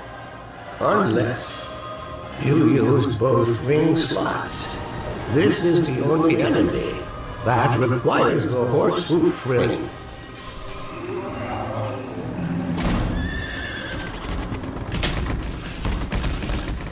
Oh, we have one more exception. At first, I was really impressed. That reduction is immense. Better than bosses. It's almost suspiciously good. Like my hitbox is mostly missing. Testing with shoes. And what do you know? It works as expected. I think it's the Knight's high guarding stance. Even ringless kicks can do it easy. Total overkill. That's more than enough data for my big brain conclusion.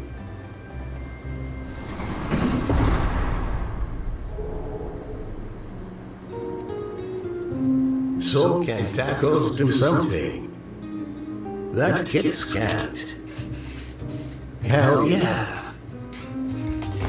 Kicks are very tricky to input correctly. Unlike crossbows, the smooth brain's technique of choice, it interrupts or just works. I'm sure we have all had fights like this, where you just can't land the kick. And when you do, they've already dropped the block. tackle can stagger most enemies, giving it some extra protection. It's checkmate for skellies. You can even attack enemies on the floor. It even gives counterplay to the crossbow's natural counter. Bait them in and break them down. Agent, I need to debrief the Shaper. Kelso had to go. He said it was safer. It also gives crossbow builds a very real way of dealing with some tough foes. Yo. And its distance. Do you mind if I test something real quick? Should not be underestimated. All in all, only these rare 3 enemies it's not bad. will require 2 tackles, while hits are better. For these 3, since they can one-shot their guards. Not great though. The only real problem Tackle has is this terrible description.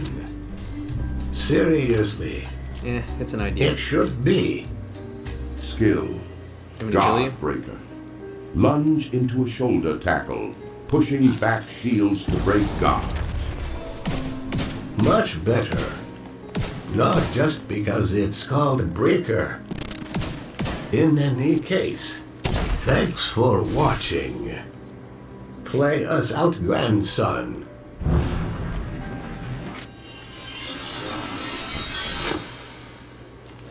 I call this Ode to Les Pigeons. Enjoy.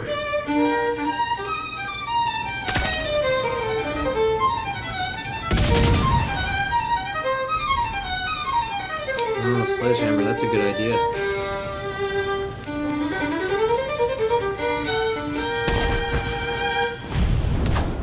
Thanks very much. I'm here all week. And forever and ever. Won't let me leave. I'm circulating videos forever in the dungeon. Please set up the same feet, bitches, please. Nice. I don't know, it needs a little bit of tweaking. We're eating vintage canned foods made with a grandma's love. Let's talk about that. But you can self-nuke. If I have sledgehammer though, that's a really good idea. Good mythical morning. We're about to Really a taste lot some of stacks. vintage canned foods, but first, this portion of today's episode is sponsored by Cook Unity, a chef-powered marketplace that delivers freshly prepared meals inspired by global cuisine. For me, there is nothing more draining than going to the grocery store after a long day of work. We work so hard. Then having to cook the ingredients that you just bought. With Cook Unity, you get a diverse selection of global gourmet flavors that fit every palate without the hassle of cooking.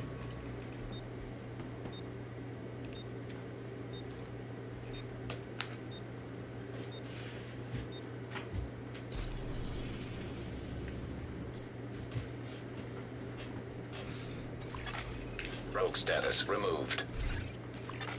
Safe area detected.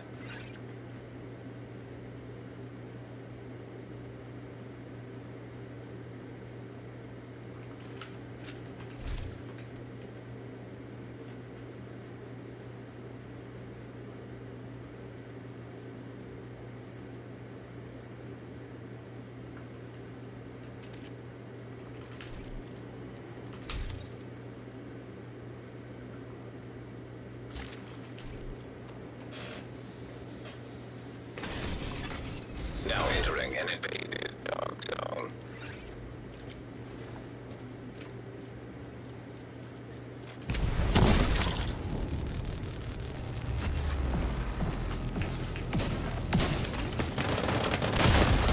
Immediate medical assistance needed. Alright. Agent down. Agent vital signs.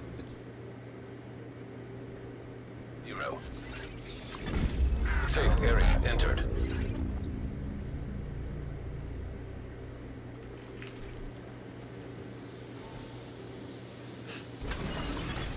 Entering invaded dark zone.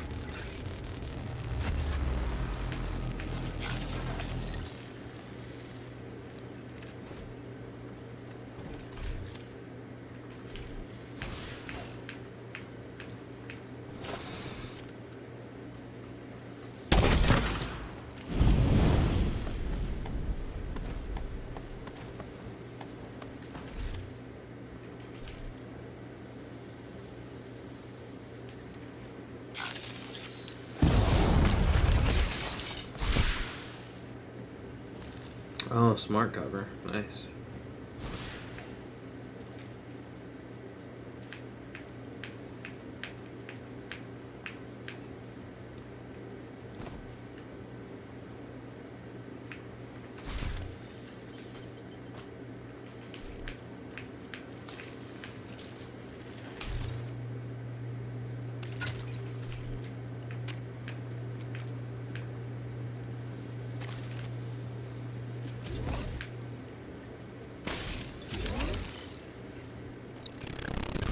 Hostile Ender Seeker mine detected.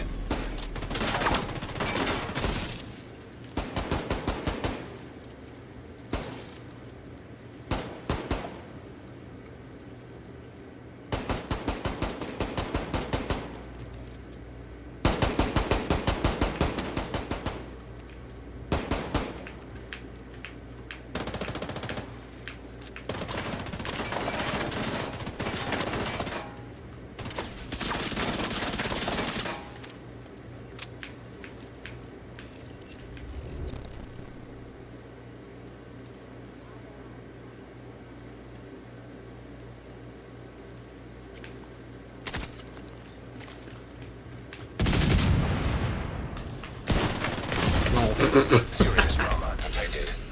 Well, Agent should have used my shield. What's going on, Game Machine? I just saw you in the chat. Agent killed. Safe area detected. Now entering an invaded dog zone.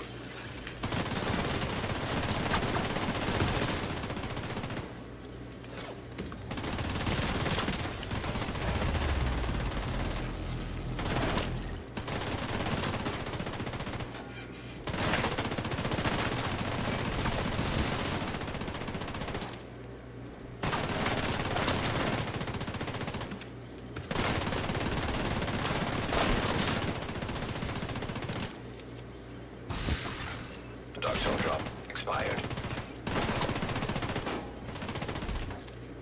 It's a crazy amount of healing.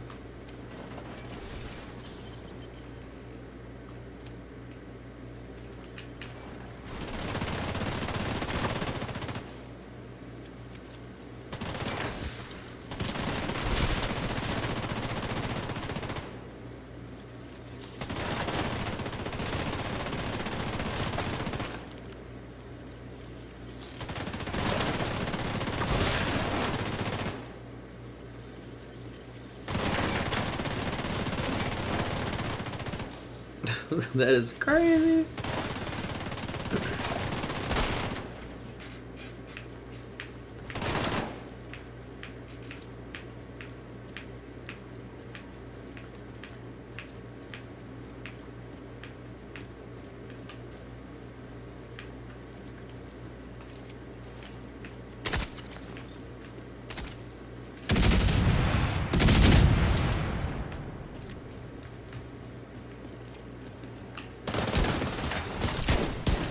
Oh, I missed.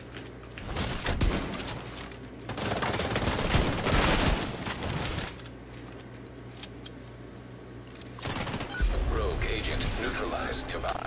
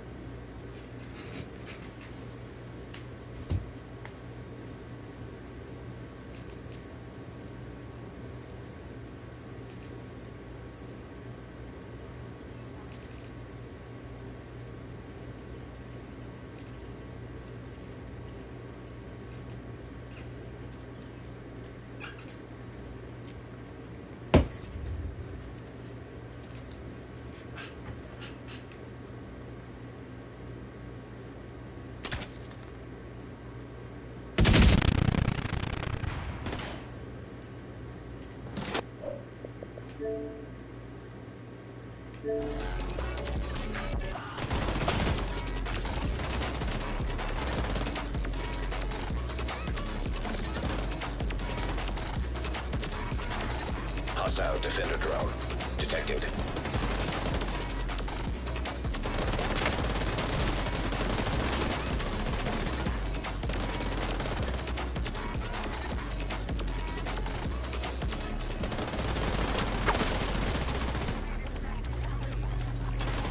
Nearby rogue agent killed.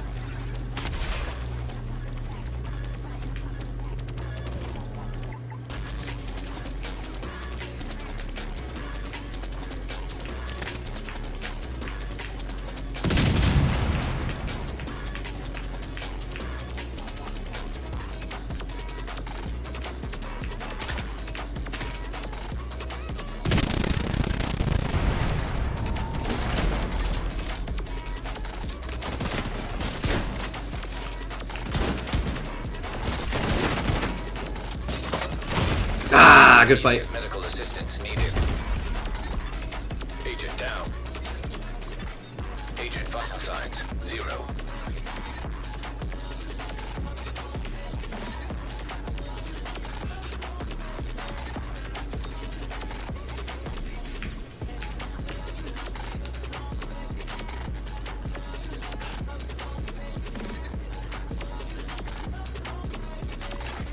Rogue protocol deactivated. Entering invaded dark zone.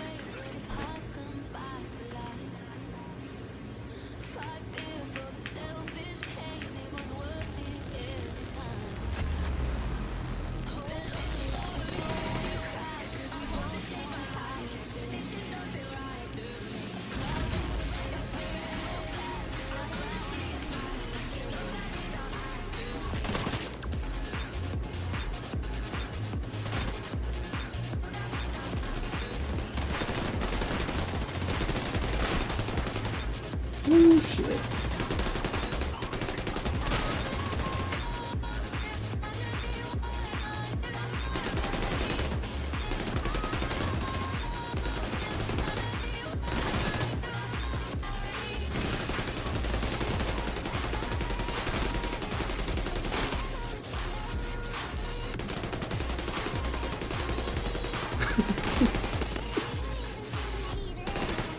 Rogue agent neutralized nearby.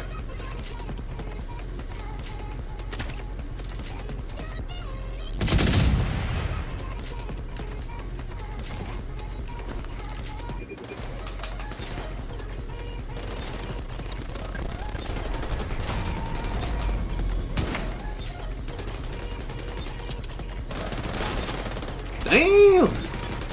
Nearby rogue agent killed.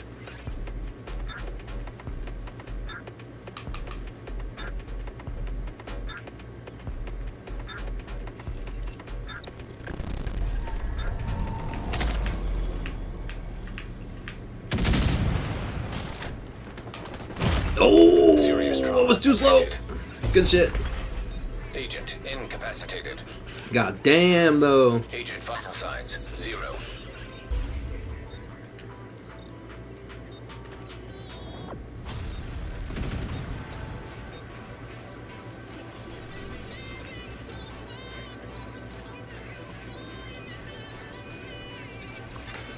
Rogue status removed. Entered. Now entering an invaded dark zone. Rogue agent neutralized nearby.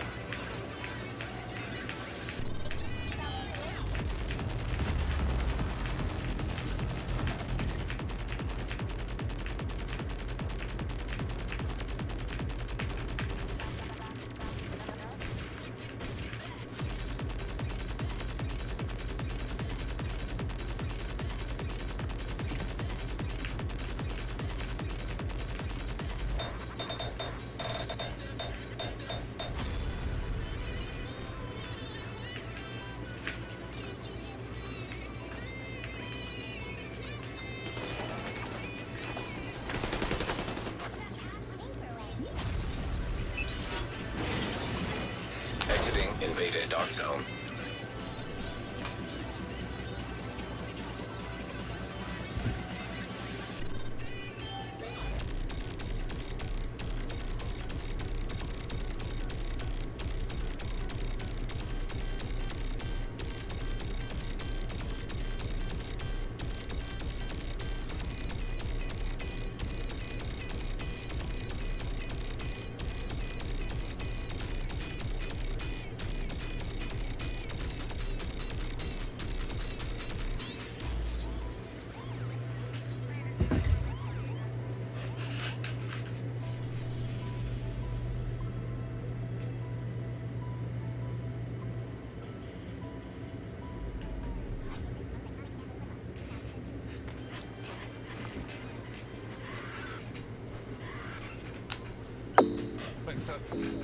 stretch out, big man, whoa, whoa, flex up, stretch out, big man, whoa, whoa, flex up, stretch out, big man, whoa, whoa, flex up, stretch out, big man, flex up, stretch out, big man, whoa, whoa. Detected. Nearby location. Guarded by hostiles. Flex up, stretch out, big man, whoa, whoa, flex up, stretch out, big man. Middle finger with the five. The windows won't slide.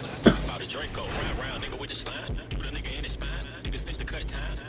These dinners came from hard-working hands, muddy boots, and long 12-hour days. They were hearty, simple meals made to fill up the men who built the world around them. Meals that were once common, but are now mostly forgotten. These working man's dinners are ready for one more round at the table. Creamed chipped beef on toast. Thin slices of beef from glass jars transformed into a hearty breakfast with thick, creamy white sauce. Skillful home cooks would occasionally smoke the meat, adding delightful BBQ flavor. Cayenne pepper offered a spicy kick, reminding diners of days when they sprinkled it on steaks rather than toast. During times when comfort food was scarce, this dish provided wonderful sustenance and satisfaction. Though typically seen in middle to upper middle class households due to beef's expense, this meal became a special treat worth savoring. The combination of savory meat and velvety sauce created perfect harmony on crisp toast. Each bite delivered rich, satisfying flavor that lingered pleasantly. The simplicity belied its complex taste profile, making it a cherished breakfast tradition. Though modern breakfasts have largely replaced it, many still remember the distinct pleasure of this classic dish. The contrast between the crunchy toast and silky sauce created textural magic that kept families returning for more. It was affordable luxury during difficult times, bringing warmth and nourishment when needed most. Hungarian chicken paprikash. Bold, comforting, and built on just a handful of ingredients that transformed into something far greater than their sum. Starting with bone-in chicken pieces, browned until skin crisped, filling the kitchen with mouth-watering aroma. Thinly sliced onions sautéed to golden perfection created the foundation for the star ingredient. Generous handfuls of paprika that turned everything deep red and earthy. Some added garlic for extra depth, others kept it simple. A touch of flour thickened the sauce before water or broth loosened it to perfect consistency. Just before serving, rich sour cream swirled and created velvety, luxurious texture that coated every bite. Typically served over wide egg noodles, perfectly designed for soaking up every drop of the magnificent sauce. Some garnished with parsley for freshness. Most let the dish's inherent flavors shine unadorned. This wasn't about presentation, but about delivering deep, smoky, tangy heartiness that satisfied completely. It fed families, warmed bellies, and created lasting food memories long after plates were cleaned. Breaded veal cutlets. Thin, crispy, and golden, quick to cook, quick to please. You took an inexpensive veal slice, dipped it sequentially in flour, egg, then breadcrumbs, and gently placed it in a hot skillet. The satisfying sizzle announced the beginning of culinary magic as the crust formed rapidly while the meat inside remained tender. Though not thick or particularly juicy, these cutlets delivered delightful crunch, remarkable flavor, and unexpected elegance, especially when payday remained distant.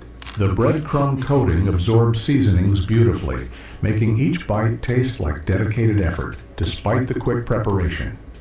Alongside, a perfect scoop of instant mashed potatoes, creamy, fluffy, and steaming hot, with golden butter melting enticingly on top, completed the meal. Sometimes gravy appeared, sometimes not, but the cutlets stood proudly either way. For families balancing time constraints, financial limitations, and hungry mouths, this dinner consistently delivered satisfaction and contentment. The contrast between crisp exterior and tender center created textural perfection that elevated this simple dish to mealtime favorite, Salisbury steak. The closest many families ever got to steak, and nobody complained.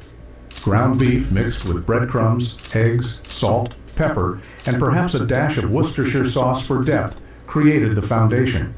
Shaped into oval patties and flattened just enough to sear perfectly in a hot skillet, they developed beautiful browning on both sides before being set aside for the real star, mushroom gravy. Sliced mushrooms sautéed with onions, then dusted with flour to capture flavorful drippings. Broth or water transformed the mixture into smooth, bubbling perfection. The patties returned to simmer until they absorbed every bit of flavor. The gravy thickened while the meat remained juicy, creating a skillet meal worthy of any diner window.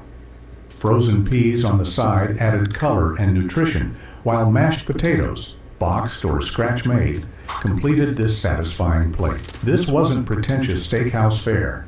It was honest, filling comfort food that felt special, even midweek. Leftovers made outstanding sandwiches the next day, with extra gravy spread like decadent mayo.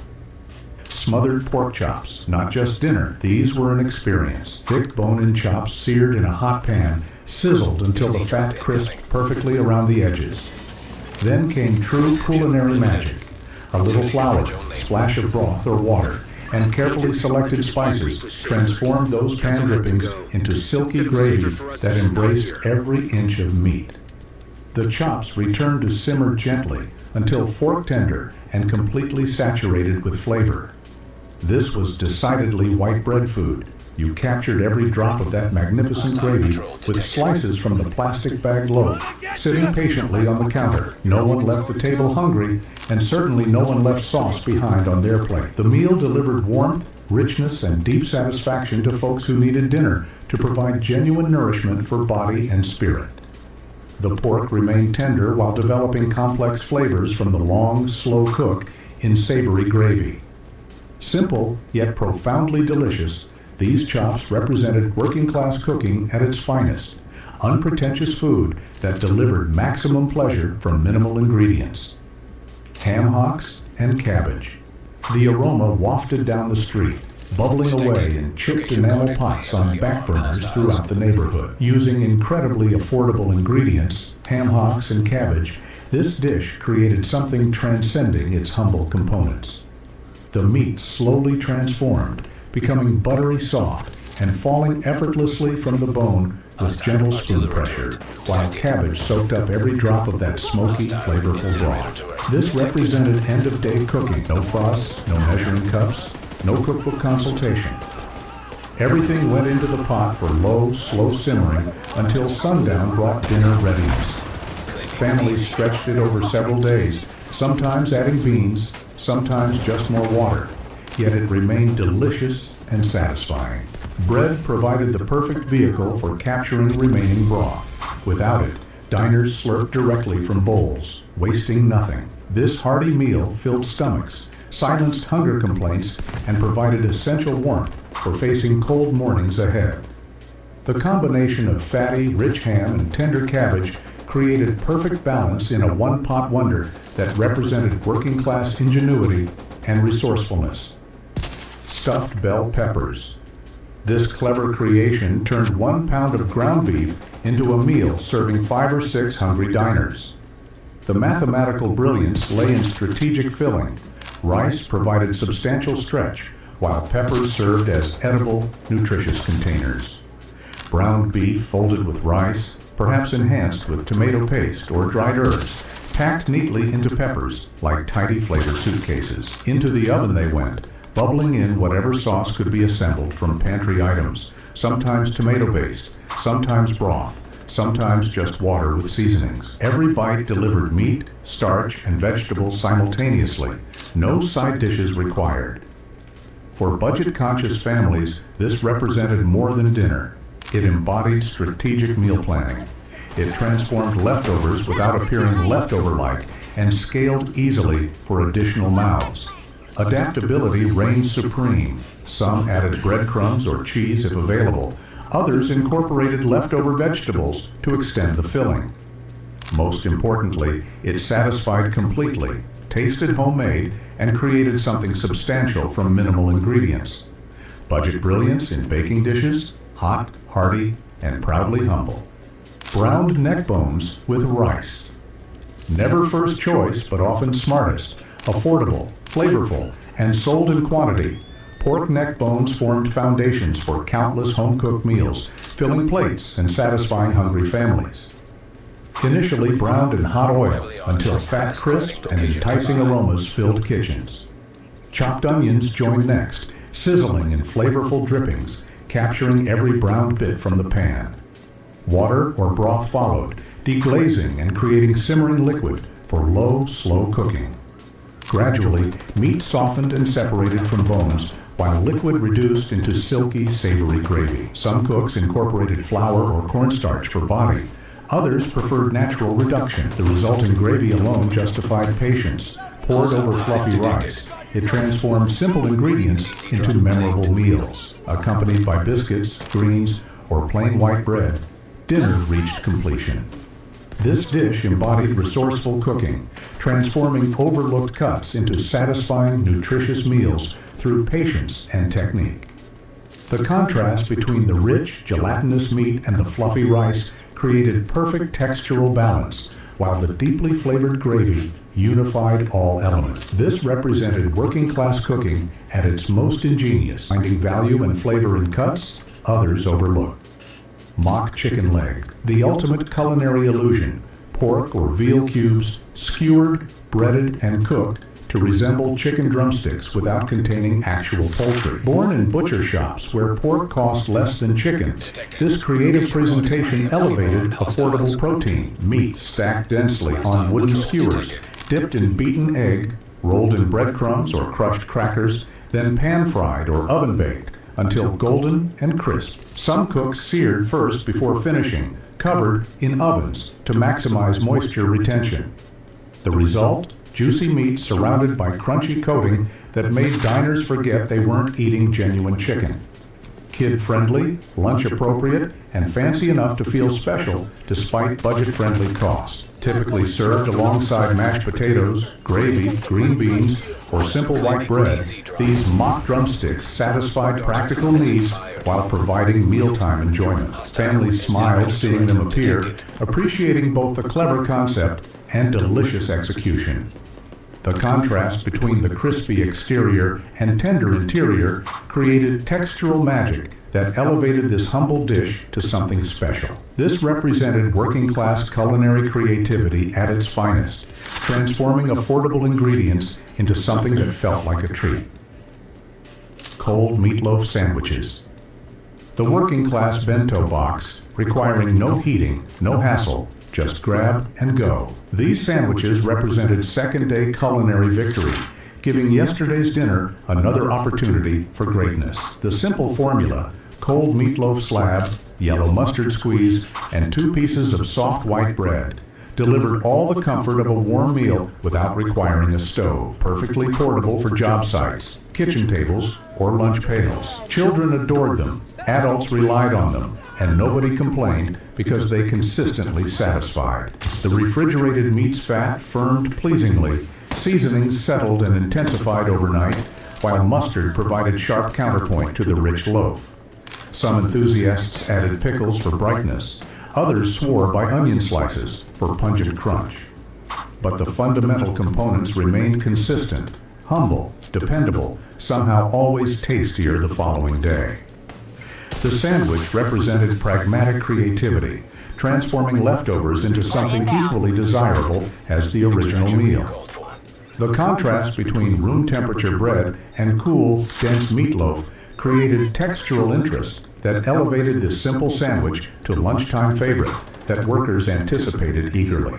Oatmeal meatloaf. This wasn't just meatloaf, it was resourceful meatloaf that stretched when breadcrumbs became scarce. Oatmeal stepped brilliantly into the binding role, adding hearty texture and extending a single pound of meat impressively. Ground beef combined with egg, milk, and dry oats ready to absorb every flavor molecule. Salt, pepper, and possibly chopped onion provided aromatic foundation. Pressed into a baking pan and crowned with generous ketchup, it baked until edges pulled away and the top caramelized into sweet, savory perfection. Without flashiness, this reliable dinner sliced thickly alongside canned green beans or mashed potatoes, keeping everyone satisfied.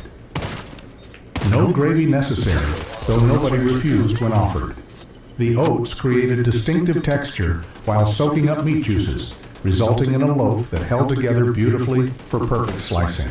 The sweetness of the ketchup topping balanced the savory meat mixture, creating flavor complexity despite simple ingredients. This represented dinnertime ingenuity, transforming basic pantry staples into a filling, nutritious meal that satisfied completely while stretching precious meat further than seemed possible. Hamburger gravy on mashed potatoes. A meal requiring no introduction, just a hungry appetite and ready for it. Beginning with ground beef sizzling to brown perfection in a well-seasoned skillet, perhaps enhanced with salt, pepper, chopped onion, or garlic if time permitted. Once cooked, meat shifted aside while flour whisked directly into drippings, transforming them through constant stirring. Slowly added milk or water created rich, creamy gravy that poured gloriously over waiting mashed potatoes. Sometimes scratch-made, sometimes boxed, but always steaming hot. The gravy cascaded through potatoes like delicious lava, creating a comfort food volcano on the plate. Every forkful delivered warmth, satisfying saltiness, and simple culinary pleasure only skillet dinners provide. Frozen peas typically accompanied the meal, either buttered separately or mixing directly into the gravy potato landscape.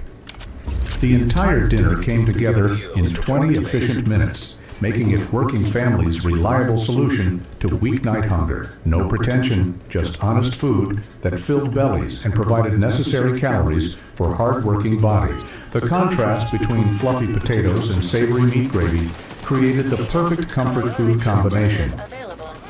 Pickled pig's feet, tangy, gelatinous, richly flavored, and decidedly polarizing.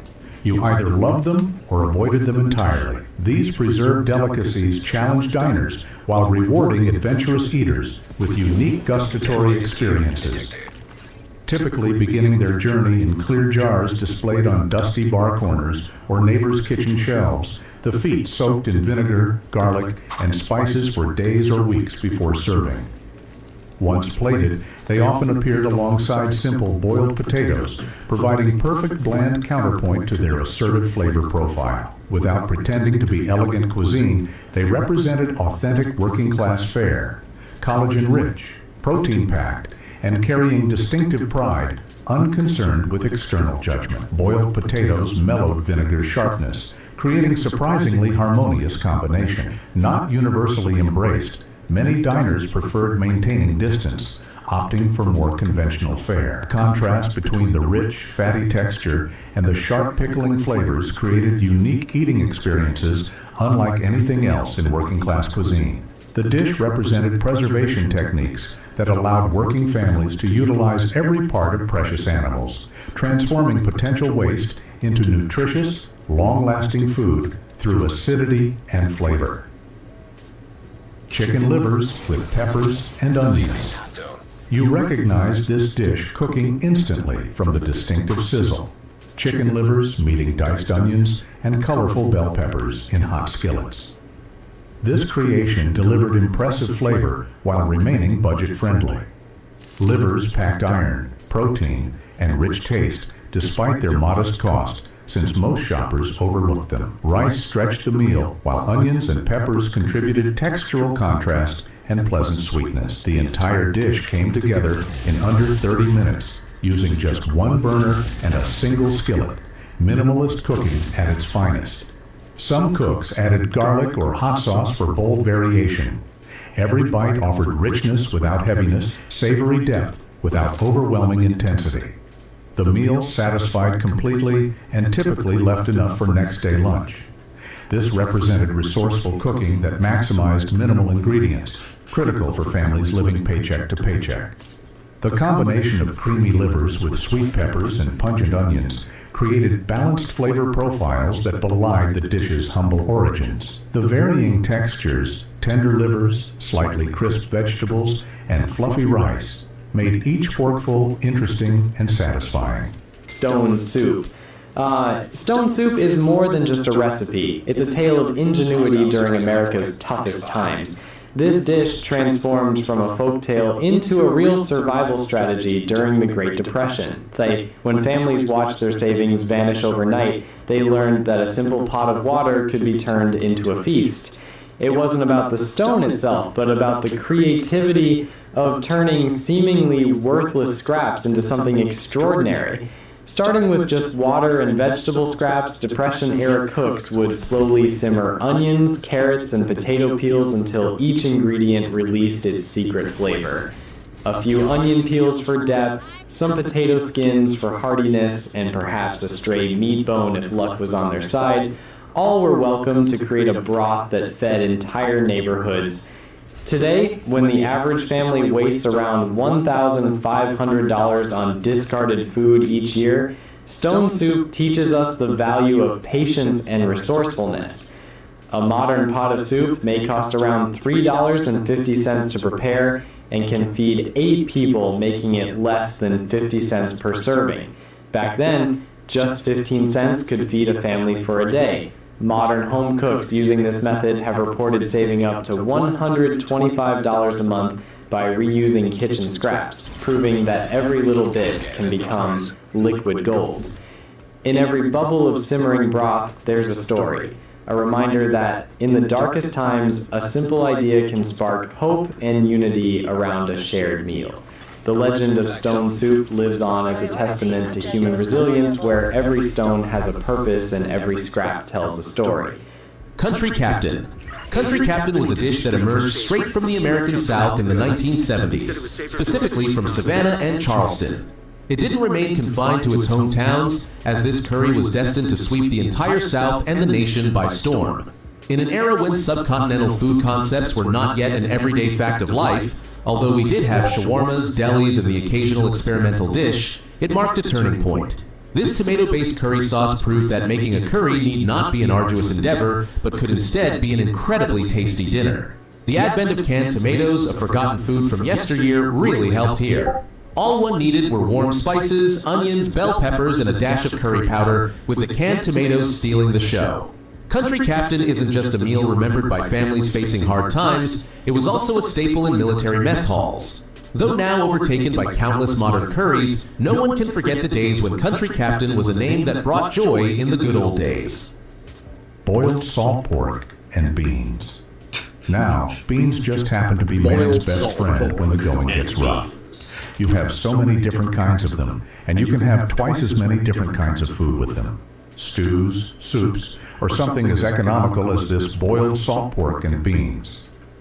This actually stems from the Depression era, and it was a way to stretch out meat rations when they were running low, which was usually always. This is more beans than pork, I'll admit, but either way, it's a protein power punch that you don't want to be missing from your diet. Boiled salt pork and beans are also some of the easiest kinds of plates of food you can make. You don't really need to do anything besides just take the salt pork and boil it along with the beans, adding whatever seasonings, aromatics, and herbs you prefer. That's pretty much how a lot of people used it back then anyway. Although we have the benefit of choosing much better cuts of meat than they did, even with a dish like this in the Depression era, people would essentially just wait until the butcher shops were discarding their most unwanted parts of the animal. And that's what they would buy for as cheap of a price as they could bargain for, just to get by. Egg drop soup. Egg drop soup became a favorite among Depression-era families for its simplicity and nourishment. This recipe, originally seen as a luxury, was adapted into a frugal yet comforting meal. In a time when eggs were scarce and every bit of protein was treasured, cooks learned to stretch their supplies by whisking eggs into a simmering broth, creating silky ribbons that resembled strands of hope. The process was almost meditative. A pot of broth heated slowly on the stove, with the cook patiently stirring while watching the delicate egg streams swirl and set into a velvety texture. The result was a soup that combined the richness of eggs with the light, refreshing taste of homemade broth. Often, a handful of chopped green onions or a dash of pepper would be added to enhance the flavor. This simple dish not only nourished the body but also lifted spirits, as every spoonful was a testament to the ingenuity of making much from little. Modern interpretations of egg drop soup often use refined techniques, yet the basic principle remains unchanged. Today, families can create this dish with fresh, affordable ingredients, keeping alive the legacy of Depression-era resourcefulness. In a world of expensive restaurant meals and fancy ingredients, egg drop soup stands as a reminder that sometimes the simplest recipes are the most fulfilling, weaving stories of survival into every delicate swirl. Beans on toast. I'm sure you're all familiar with the classic beans on toast, a dish that stretches back to the deeply ingrained culinary roots of any nation. This was especially true in the United States, particularly in the South during the 1970s. Serving beans on toast instead of, say, hash browns and eggs or pancakes with maple syrup conveyed subtle messages. That flour was scarce, sugar was a luxury not to waste, dairy was in short supply, and that one probably earned only an honest day's pay. Though modern society may have outgrown it, in those nostalgic times, beans on toast was not just a dead giveaway of someone's economic status. It was a proud emblem of working-class resilience that many Gen X laborers and field workers fondly recall. Cabbage and potato hash. Honestly, it doesn't get more economical than this, so it's a fantastic place to start. Let me tell you a little something about cabbages and potatoes before we begin dissecting this dish. Back in the days before modern refrigeration became such a nationally accepted miracle, people actually used to worry a lot about the seasonal nature of ingredients, fruits, and vegetables. Cabbage and potatoes were arguably the sole exception to this, because they can be grown and cooked pretty much throughout the entire season. Now, this was also a dish that took barely any oil or lard, and also didn't really require any kind of cooking utensils, skills, or experience. It's one of the most ideal dinners because potatoes and cabbage are always available for dirt cheap in markets, and you can make an infinite amount of combinations with them. Though some people really don't like their cabbage, something about the texture. Which side of the boat do you find yourself leaning towards? Is cabbage and potato hash something you'd try if your wallet was in bad enough shape? Or would you have a taste anyway, just to see? Slumgullion. Slumgullion might sound like a dish born from desperation, but its name masks a story of survival and creativity. This hearty stew was a melting pot of whatever ingredients were available: scraps of meat, bits of vegetables, and even wild greens gathered from the neighborhood. It was a dish that was as unpredictable as it was nourishing, a true testament to the improvisational skills of Depression-era cooks. The secret to Slumgullion was its flexibility. In a single, battered pot, families would combine an assortment of leftovers and simmer them slowly over a modest heat. The ingredients merged into a thick, robust stew that not only provided sustenance but also comforted the soul with its rich, layered flavors. Each batch of Slumgullion was unique, reflecting the creativity and resilience of its maker. It was a meal that relied on the notion that even the most unlikely combinations could create something deeply satisfying. Today, the spirit of Slumgullion lives on in modern, slow-cooked stews that blend diverse ingredients to produce bold flavors. Though times have changed, the recipe's underlying message remains. Ingenuity can turn humble beginnings into a meal that brings people together. Every spoonful of Slumgullion is a nod to the past, a celebration of resourcefulness that turns life's leftovers into a feast. Potted meat sandwiches. Potted meat sandwiches were another staple that even a kid could assemble, almost as straightforward as a peanut butter sandwich. Canned foods were a marvel in the 1970s, delivering massive quantities of sustenance that were easy to carry and long-lasting. Potted meat, brands like Libby's or Underwood, was a heavily processed, budget-friendly option that, once paired with your favorite sauce and 2 slices of bread, made a hearty meal. In the South, this dish wasn't just perfect for school lunches, it was a daily relief for factory and construction workers, embodying the spirit of practical, no-frills cooking. Peanut butter noodles. These might seem like a blasphemy of several degrees when you first hear about it, but keep an open mind, an empty stomach, and very, very short patience, and you'll see where people are coming from.